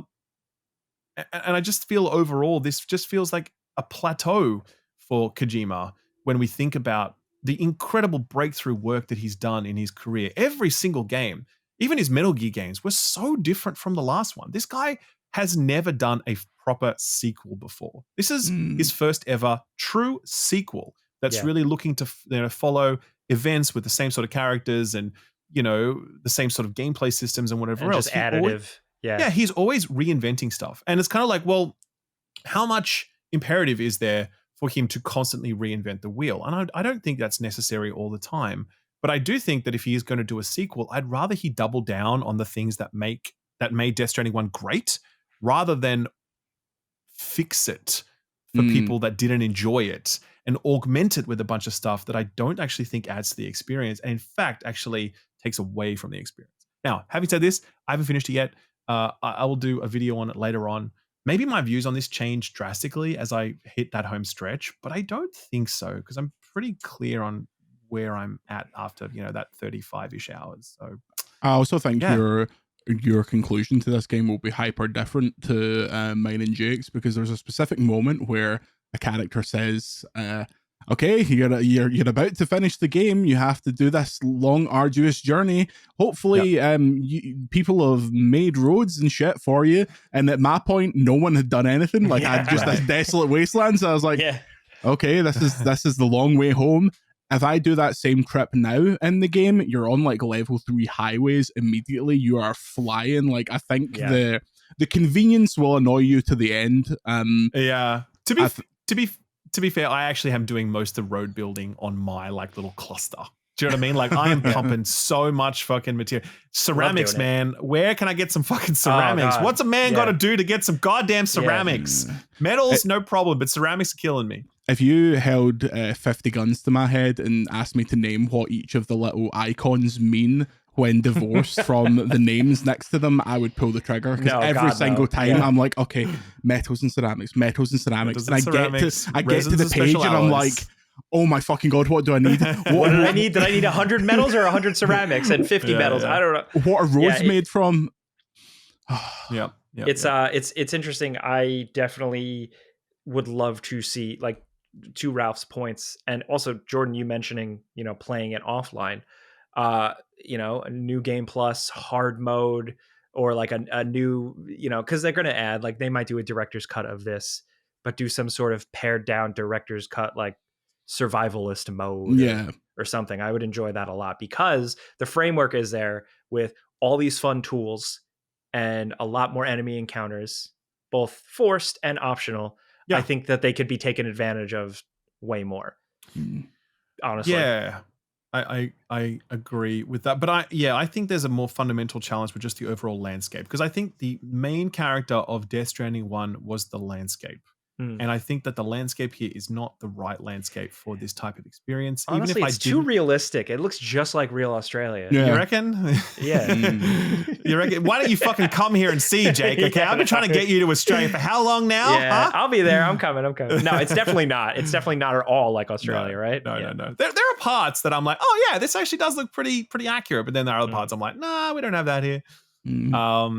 So I would love to see a 3 go at, like, take the framework again and go in another weird direction. Like, is Hideo Kojima, as much as he wants to be like the Scorsese of games, is this like his Edgar Wright trilogy of games, where the core conceit is kind of the same thing? You are Norman Reedus delivering packages, but the first game's like a reflective horror. The second game's like a weird outback road movie with your whole crew and you're surfing, and then the third one, take it to space. You're connecting the moon, and it's like a serious survival horror game. Like, he has said he has the idea for the third one, and he's got a million games to do between now and then. I think he gets round to making it. He actually, within that same answer, he said that he wouldn't make the third one, but he has an idea for it. I think so. Well, you never know. Yeah, but he's working on quite a bit now, though, because he's obviously got Fizzant and he's got Overdose for Xbox. Yeah, the horror game. We'll see. So again, we'll see about OD. We'll see about that. That's right. Exactly right. I think Troy Baker should be the lead character in Fizzant, because I love him in this game. He is such a pantomime dame. His performance is it's the most I've enjoyed Troy Baker since I knew who Troy Baker was. Yes. It is absolutely out there, and it's really nice to see him him as an actor, I guess, like, embraced, where I feel like Kojima was really like, hey, go nuts, kid. Yeah. And it really shows. And it's stuff like that I really did, like, it hooked me. And, like, I hate to, like, reference Metal Gear, but, like, some of the big action set pieces, some of the spectacle, and then some of the cutscenes with, like, direction, but also, like, choreography. Yes. Is some of, like, it reminded me of, like, some of Kojima's craziest shit. Oh man, right, totally. Years. Completely and that agree. was nice. See that the cutscene. I'll say to you, Jake, rain and hair, like halfway through the game, I was like, this is fucking games, man. Like, why can no one else direct cutscenes like that? And then it's I agree. mental. And I think one of the things I sort of thought to myself as I was playing through this, I was like, obviously Kojima is sort of like identifying more as like a movie maker these days, right? He's still making games, don't get me wrong, but all he tweets about is movies, and he's hanging out with directors. And, like, he didn't used to hang out with directors. He used to just kind of look up to them, but now he's hanging out with them. And I actually think that the biggest advancement that he's made as a creative in this game is his cutscene direction, because I think it is, like, unbelievable, some of the stuff he's, like, put into this. Like, it's fucking wild how good some of this is. Like, he has definitely advanced a lot as a cinematographer, Also, can I just say too, Yoji Shinkawa, who is often not mentioned, but absolute goat. They're the best to ever do it. And so here, in terms of, like, just cool tech, more vehicles, more enemies, robots, fucking cool characters, like, that's where, like, I'm seeing this stuff. The robot dogs, like, I'm like, that's my guy. He's doing down to, like, soldiers and, like, their designs, enemy designs, everything. I'm like, incredible. I'm loving this. He is like just such an S-tier genius. Like, it's just, he just doesn't get enough credit for what he does. Because, like, Kojima's visual design is, like, he's just like, make something that looks cool. Put some barcodes on it. Yeah. I've got it, and he just produces the sickest shit you've ever seen in your life consistently for a long time. For his entire career. Like, what a genius. Like, unbelievable. I would just like to say it's absolute fucking bullshit that the game is like 150-hour long commercial for a jacket you can no longer buy. Every single member of the DHV Magellan crew wears an acronym orange jacket that was released a few months ago in stock for 6 minutes, $1,700, can no longer get. However, when they met up the other night in London, Kojima handed Norman Reedus and Lea Seydoux their jackets. So nice. If you want one, be in the cast. Okay. We'll work on that. What a game. Maybe next time. Yeah. My only tip for you, if you're playing Death Stranding 2, if you hear anything about a pizza maker, follow that thread, and I'll leave it at that. That's the place to go. Well, yeah, I think this was a good conversation. I liked how, I think, Ralph, you really articulated, some of the weaker aspects of the game that I totally agree with. But overall, good stuff. Recommended. I'm definitely looking forward to talking about it more with you once you finish it. And I know Lucy's playing through it as well. So I think that'd be fun. Yep. Stick around for that. But for now, we're going to have a quick word from our sponsor.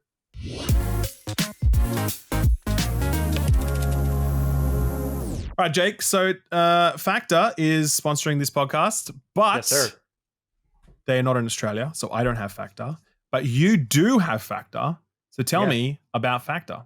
Oh, let me tell you about it because I've been eating it for a long time. Shout out to them. They've been feeding me. So Factor delivers fresh, never frozen, dietitian-approved meals right to your doorstep. Especially with the summer here. You're busy. You're outside. You're playing tennis. You're doing whatever. There we are. I don't know what you do, listeners. I just named the one thing I know that Ralph does in his spare time. Nice. But whatever you're doing, whether it's work, home, school, kids, friends, to have meals just ready to go that you don't have to think about is huge. You're not running to the grocery store, buying a bunch of ingredients, trying to do meal prep, or spending a bunch on delivery apps. These are good to go. A couple minutes in the microwave and you're good. But it's good, solid, genuine food. It's just delivered to your door. Yeah. It's not frozen. Nope. And is it bunch of different choices. Is it healthy stuff or is it like, I don't know, pasta with marinara sauce? Like, what are we talking here? Well, so that's the thing is like they have a whole gamut, like all different diets, keto, they have vegan and veggie stuff. They have a bunch of add-ons as well. So you can have like lighter meals, calorie smart meals, a little bit more luxurious meals. And then they have all this other stuff too. Like you can get smoothies, juices added on. So they have a ton of options. Okay. Sounds pretty convenient. That sounds nice. So what if, where do people go if they want to check it out for themselves, Jake? Well, if you want to check it out, and I think you should. And Ralph, I know you can't because it's not in Australia, but I think you would. I think you'd like it. If it was here, genuinely. I would definitely check it out. It definitely appeals to my overall lifestyle of being like, I don't want to have to think about cooking because that sounds like I'm too busy to cook, to be honest with you. If I could remove that from my life, that would be rad. Yeah, so if you want to be like that, all you have to do is get started at factormeals.com/FPS50off. And then when you're there, use code FPS50off to get 50% off plus free shipping on your first box. That's code FPS50off at factormeals.com/FPS50off. Again, that's 50% off plus free shipping. So factormeals.com/FPS50off. And big thanks to Factor for sponsoring this podcast.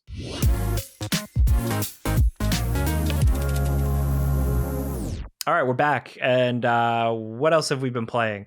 Jordan, you've been playing Rematch. I have, the beautiful game. I am a game enjoyer second and a football fan first. So football games to me are the most important genre. Every year I put somewhere between 2,000 and 3,000 hours into FC or FIFA. So it is. I did not know this about you. Extremely important to me, football games. The problem is FC/FIFA has been terrible for quite some time, but it's the only game in town. Don't even speak to me about eFootball. It's a waste of time. So Rematch is the new game from the people that made Sifu. It is as stupid as it seems, Rocket League, but people. That'll give you a visual identifier of what you need to know. It is 5, 4, or 3-on-3. Individual players are each player on the team is controlled individually, including the goalkeeper, and it's very mechanics heavy in the sense that every single action is dictated by the player itself. All the passing is precise. None of it is like scripted or really lock on or anything like that. You have to kind of work as a team. The shooting mechanic is like a first person shooter. You pull down the trigger and you aim and you try and like get into the goal. Right, that's cool. It's all very individualized, and it's quite jarring when you first play it, because if you play FIFA, you expect to aim in one direction, press X, and as long as you're within the postcode of the player you want to pass to, they'll generally get the ball. However, in rematch, you have to be accurate. The player who's receiving it has to anticipate when they're going to get it, so they collect the ball and they have to make sure they don't get tackled. It's all very precise like that. However, this leads to the problem of players don't pass the fucking ball. Players are completely unwilling to pass the ball, so it is a scramble at the start of the match to collect. It's like, have you ever seen, or do you remember in like primary school when every player on the park would just be chasing the ball in a huddle? Yeah. Like if you ever watched like kids play football, that is essentially rematch in the lower tiers. Chase the ball, chase the ball, chase the ball. As soon as anyone is within 100 miles of the goal, they'll shoot, and you've got to try and get the rebound and stuff like that. Thankfully, I made it out of the doldrums, the slums of that unranked gameplay and got into ranked, and then shit got very serious. People are playing positions. People are moving as a line back and forward. You can tell people who have like watched or played football at any kind of level playing this, because they take it so hyper seriously. And it's just a lot of fun. It's very basic in the sense that it is just like a multiplayer game. There's not really modes. There is just either 3-on-3, 4-on-4, or 5-on-5.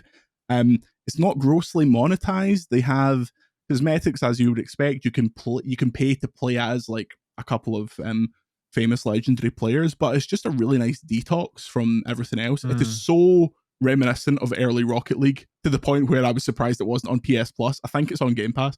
But it's a great if you want something over the summer, it is like the anti Death Stranding or Monster Hunter Wilds or any of these massive games. It will fill exactly as much of free time as you have. You can jump in for a quick game, or you can sit doing all night. You can be very basic and maybe just get good at goalkeeping, because all you're doing is picking a direction and pressing Y, or you can get super good at the attacking or the skill moves or all this kind of thing.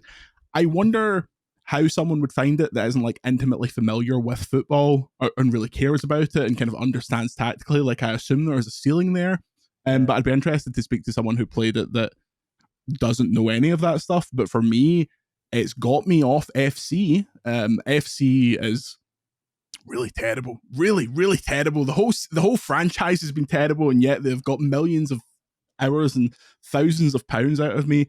This is not an FC compete. Sounds like a real player, yeah. Oh man, oh my god, what an admission. It's not an FC competitor because there's still the desire for the full 11 on 11 experience. However, it's a nice, it's like methadone. It's like it gets you off between now and FC 26. When it comes to September, I'll be right there, front of the queue with my spoon and my lighter. But for now, I'm enjoying the peace of rematch. Yeah. How are the clubs? It's like fictional clubs, right? Like, what's the distinction between them? So basically, the only distinction is you can customize your player, and there's tons of kit templates, so you can make a kit based on your favorite club. But when it loads in, it will just be like the opposite team have picked this color. You can pick between these. I don't know if there's actually a function in rematch yet to make like a clan of like make your own team kind of thing. That would probably be the next natural step. Like, there's a feature like that in FC called Pro Clubs, where you go up a kind of rank system as your team. But right now, it's kind of random matches. You can obviously group up and play together, but there's not, as far as I'm aware, a kind of long time progression of that. You can't go back and see, oh, we've played X amount of matches, won this, lost this, here's our results. It's currently in season 0, which a lot of these games do. They launch into 0 and then they'll do season 1 down the road. But I'm into it. I want to see what they do with a season 1. I want to see. I played a lot of Rocket League. I really liked that game.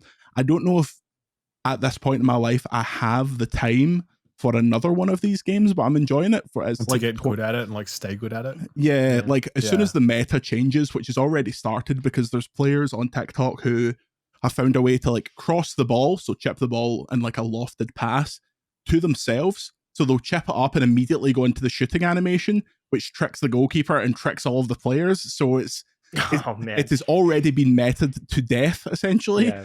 I want a kind of old man league where we agree not to do any of that shit, and so I enjoy it in that sense. But yeah, hell of a game, and I'm not a great Sifu lover. It is. Yeah, so you say that but I'm a big Absolver head. There's 10 of us, but I'm a big Absolver head and that's a Sifu a deep guy. cut, man. Yeah. That's a deep cut.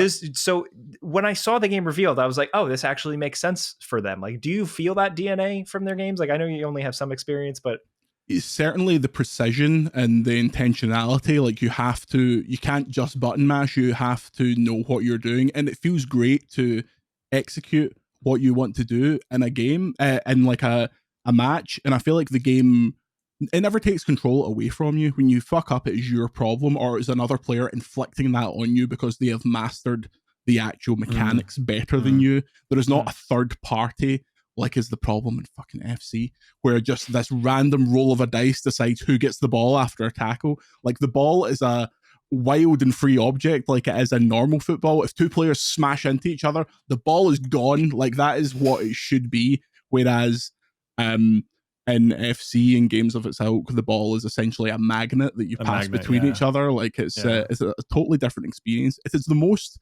much like how Skate was a game for skaters, this is a football game for people who actually play football. That's a good pitch right there. That's a good nice elevator pitch. Yeah. Sure. Yeah. All right. I'm in. Ralph, what about you? You put out, you did a preview of Donkey Kong. You played more Donkey Kong Bonanza? I played Donkey Kong Bonanza. Yeah, it's the second time I played it, actually. I played it in New York a little while ago with New Donk City. That's right, New Donk City. And then now I played a 4-hour preview of it here in Sydney, and I love it, man. It's so weird.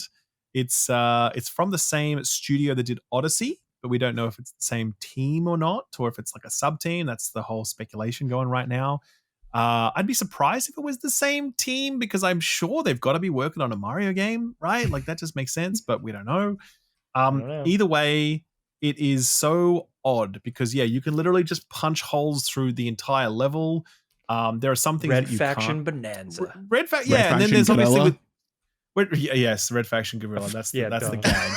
That's what everyone's been saying. So it's more technically Red Faction 1. Actually, technically Geomod technology. So it's an approach to level design that you just don't see in platformers, because platformers are all about their level design, and you need to design specific layouts and challenges so that people can. That's the whole game, right? And now it's like, well, actually, Donkey Kong can punch a hole through almost anything, and he can climb on almost everything. So how do you design a platformer around that conceit? And you can do it. It's very different in terms of its feel, but it works. And there's a lot of stuff to collect, but there's also just like a main objective on each map that you need to complete. So it's not just a collectathon. It's bursting with personality. Donkey Kong himself is weird and silly, much more weird and silly than we've ever seen him before. He has Pauline riding on his back who sings songs, and in co-op mode she can throw projectiles with her voice that are made out of different substances. That it's so weird, man. Like, it's just fucking insane. But yeah, it's just a really good time. And as I said in my preview, I'm like, the Switch 2 launch felt pretty boring. Like, it did. Like, the Switch 2 was an iterative upgrade, and Mario Kart World is very good, don't get me wrong, but it's also more Mario Kart. Like, that's it. It didn't really mix things up very much. This is that Nintendo weirdness. This is them being like, hey, you've never played a game like this before, and it's true, we haven't. There's never been a game like Donkey Kong. That's for sure.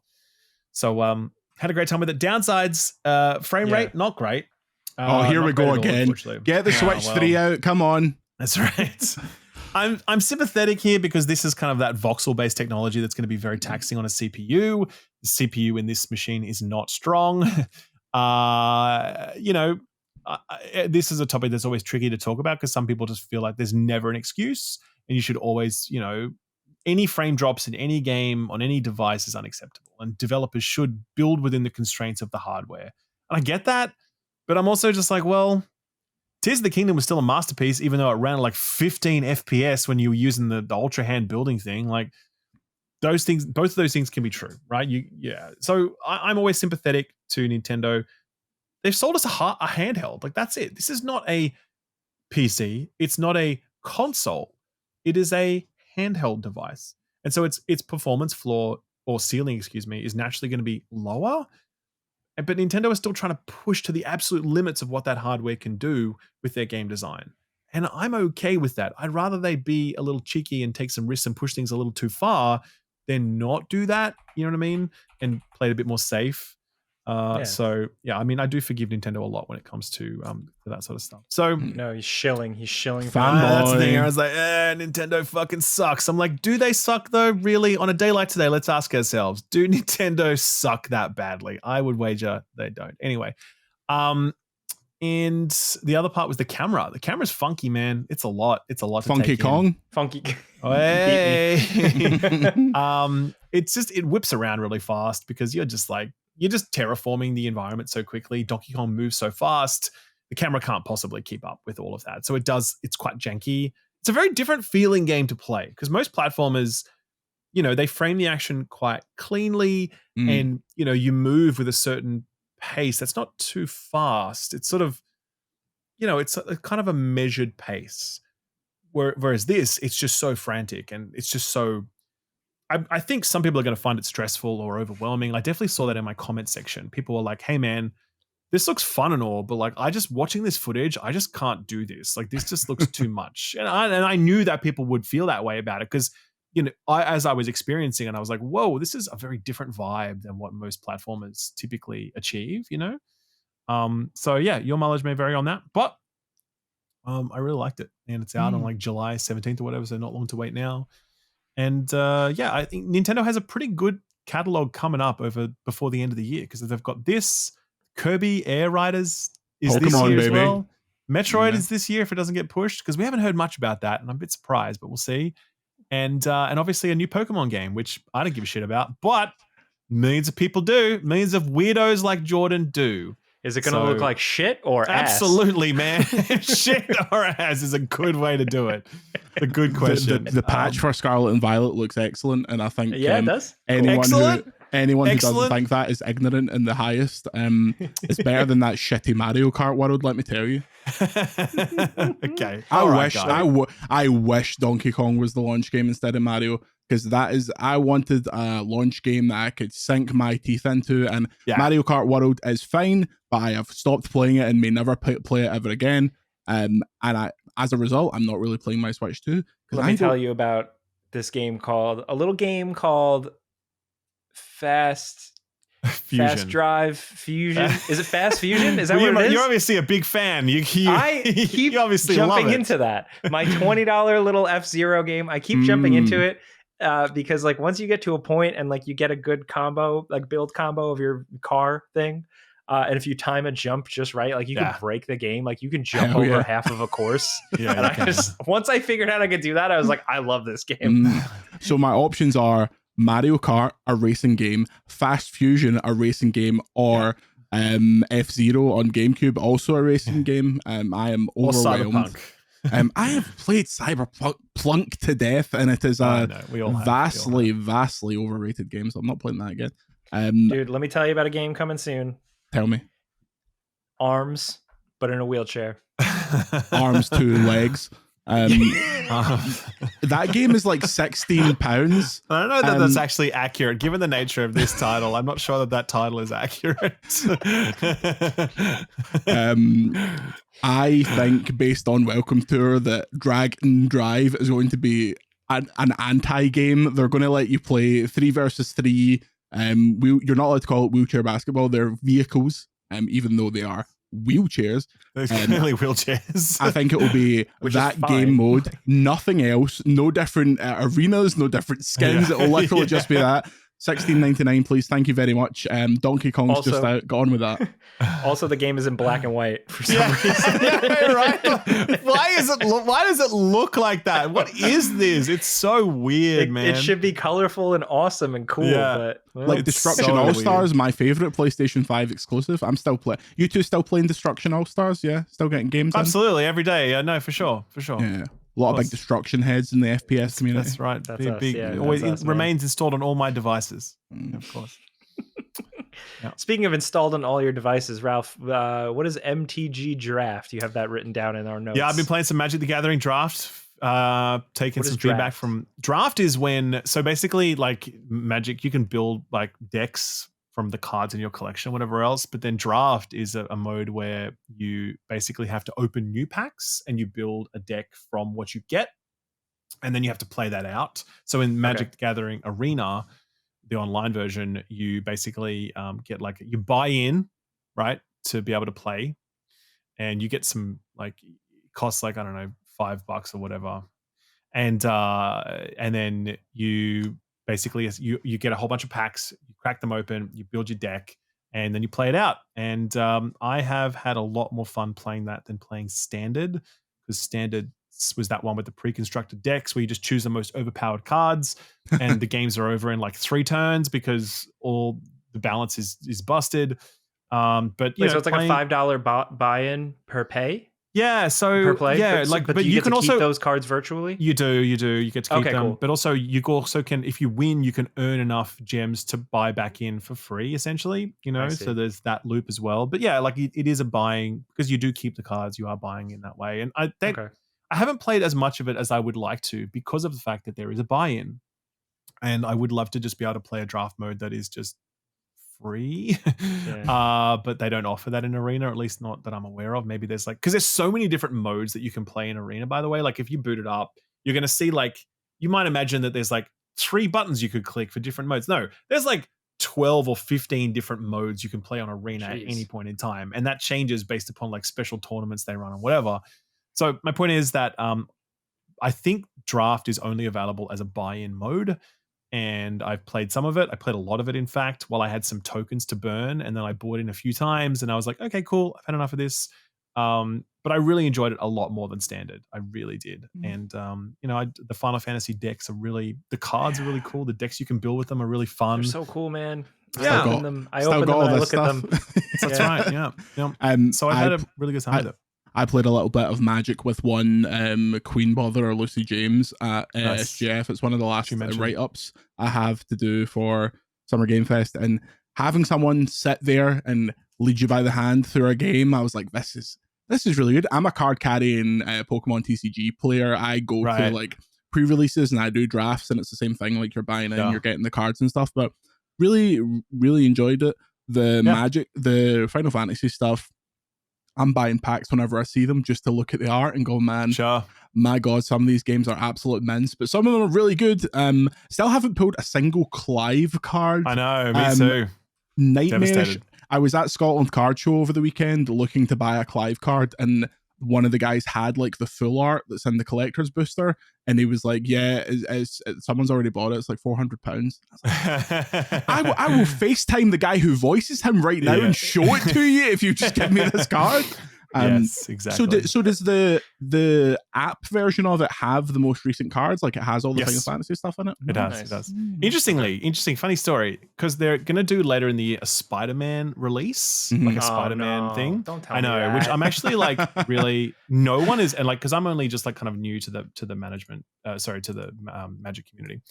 And but even I know that like no one is excited about the Spider-Man release, like no one at all. And it's a contrast because, people really liked the previous release, which was Tarkir Dragonstorm, which was very like, it's in universe. And everyone's like, yeah, cool. It's Magic lore, it's Magic characters and whatever else and locations. And then Final Fantasy comes along. And even though that's not in universe, people are still keen for it because Final Fantasy and Magic is a very neat fit that kind of just makes a lot of sense. And you're like, yeah, this is cool. But then the Spider-Man one is just like, no one gives a shit. No one wants this. It's like, why are you doing this? I want to buy the cards and look at them. Yep. Yeah. Well, one funny thing though is because Marvel Snap exists and it's a really popular card game on like digital platforms, they've obviously vetoed the ability for Magic Arena to use like the Spider-Man cards. So the physical game will get a set of Spider-Man cards, but Magic Arena is going to get the same card like functionality, but with different art and different descriptors, so that's not Spider-Man thing. Does that make sense? They should be like Green Man from Always Sunny. It's Green Man cards. I never watched any Always Sunny, so I don't get that reference. Spider Fellow. You're a higher class person. It's fine. That's for us. Yeah. So that's what's happening with Magic, and there's a new set coming out pretty soon, actually, like Edge of Eternity, I think it's called. So I'll check that out too. Yeah, but the Magic journey continues very slowly and steadily, and I'm enjoying it. How are you on Magic lore? Are you interested in that? Do you like it? I don't give a fuck about it. I don't give a fuck about lore in any game that I play, to be perfectly honest with you. Hell yeah. Even Destiny, like I was like, I'll watch some cutscenes and whatever else, but I'm not gonna like dig into it, and like that's not what I'm interested in, to be honest with you. So but like, hey, I'm glad that it exists. I'm glad that people are into it. People are very serious about Magic lore for sure. And I actually always appreciate that it exists, because I do think it adds texture to games that bubbles up organically in ways that I do feel and that I do appreciate. But do I go out and seek it out myself? Definitely not. How do you feel about the Death Stranding lore? How's your ha and your ka? Oh man, I actually love all that stuff, to be honest with you. That's where I think he's strongest. He's like his weird little world building stuff and nonsense. I'm full into that. I still think the concept of a void out is like the coolest shit ever. Yeah, I agree. Which the game decided to steer away from a little bit gameplay wise. Yeah, I know. They're like, all the bullets you shoot are non-lethal. But there's a lethal mode. Yeah, I know, right? There's a lethal mode. You can turn on live rounds in your weapons as well, by the way. Did you know that? Yeah. I saw that clip going around today. And if you do it, Dollman gets absolutely horrified. It's like, because the body burning function still exists. Yeah. Like, it's down in like 5 menus that it's always grayed out, because you never take a body to any of these places. I had my first void out, and I was like, in fact, it was the first time I even died, and I was like, oh yeah, he's a repatriate. This is what happens. Like, you just come back to life. Yeah. Like, I haven't died a single time in my entire playthrough. Not I don't think you will. I don't think I maybe dropped cargo like twice. Like, it's so. I've dropped cargo twice, and one time my vehicle got destroyed because I just parked it in the middle of a base and just like started letting the cannon shooting everyone, and eventually, after like 5 minutes of being shot, the van eventually explodes. Yeah. But anyway, we're retreating that old territory. Right. That's everything we played. Did anybody bring anything for show and tell? The segment where we talk about things that are not video games? I could do a very, very brief. I watched all of the Bear season 4. It's better than season 3. It makes season 3 make more sense. Yes. And they renewed it, and I think season 5 should be the end of it, because we're getting to it comes to a point, Yeah, I love that show. I love that world. I love that those characters. And season 4 focuses on the better ones and not 15 episodes of fact melodrama like the third season. It certainly seems like season 3 and 4 should be consumed together. It's quite a different show than what it was at the start, but I'm still into it. And as someone who finds sitting down to watch something that is non-interactive quite difficult, I got through all of 10 episodes in like one day without much problem. So, and excellent music. So thumbs up. Yes, I totally agree. I just finished it too. And I think that it has some of those like crazy, like frantic, uncut gems, like hyper edited, everybody shouting, anxiety attack moments. But where the show has kind of grown into and really embraced is like, it also nails the feel good moments incredibly well. Like the show can really hit like a warm hug sometimes in a way that other shows don't. And it's because of those characters. And I think it's the investment of those characters now from season 1 to now, and all the time you spent with them, that you want those good moments and you actually feel those good moments. So I love it, but it's also something I'm at a crossroads with, where it's like, I love the characters so much that like, fuck it. Like, I could, even a bad season, like I'd be happy to spend time with those characters if they're consistent. Sure. Yeah. But like, I also don't want the show to go on forever. I love when shows find a natural endpoint where it makes sense and it's great. Like they could have dragged on Better Call Saul forever. They didn't. They told their story. They wrapped it up. And I hope they could do that with The Bear. Ralph, what about you? What do you got? Man, I really just am struggling to think. I think I've just been working the last 2 weeks because I had like I had like Claire Obscure into Death Stranding, a lot of news coverage, a lot of going outside, a lot of touching grass lately as well, which has been nice. That's good. Family time, tennis, all that sort of thing, which has been good. Wimbledon's on right now. Very excited. Oh, yeah.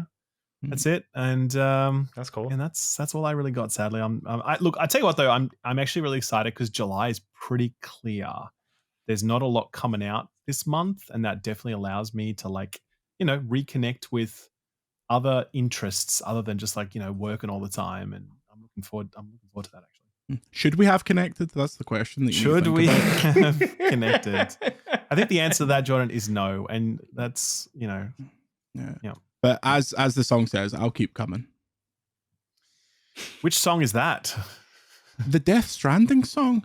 The song that is, for someone who claims to be a big Death Stranding fan, not knowing the iconic refrain, I'll keep coming, from a song by Low Roar, I believe, from the first game. Oh, yeah, of course. Sorry, you've showed yourself up there, and you clearly have stopped coming. So fake fan. I have stopped coming. That's true. Isn't I'll keep coming the catchphrase of Ludens when they revealed the Kojima Productions and the Ludens guy, his phrase, it was I'll keep coming. Yeah. Is it really? That was definitely a thing back in the early days of that reveal, and we were all sure. Why do you think that room is so white?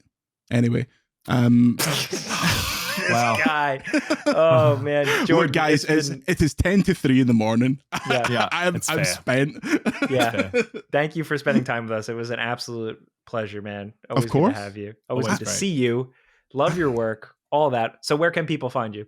Video Games Chronicle, vgc.gg or patreon.com/Video Games Chronicle. I love this podcast, so thank you very much for having me on. I, as someone who is constantly in the United States and thus is suffering through long flights and immigration queues and things like that, a nice long podcast with people who can actually talk for that amount of time and not just make the podcast long for the sake of it.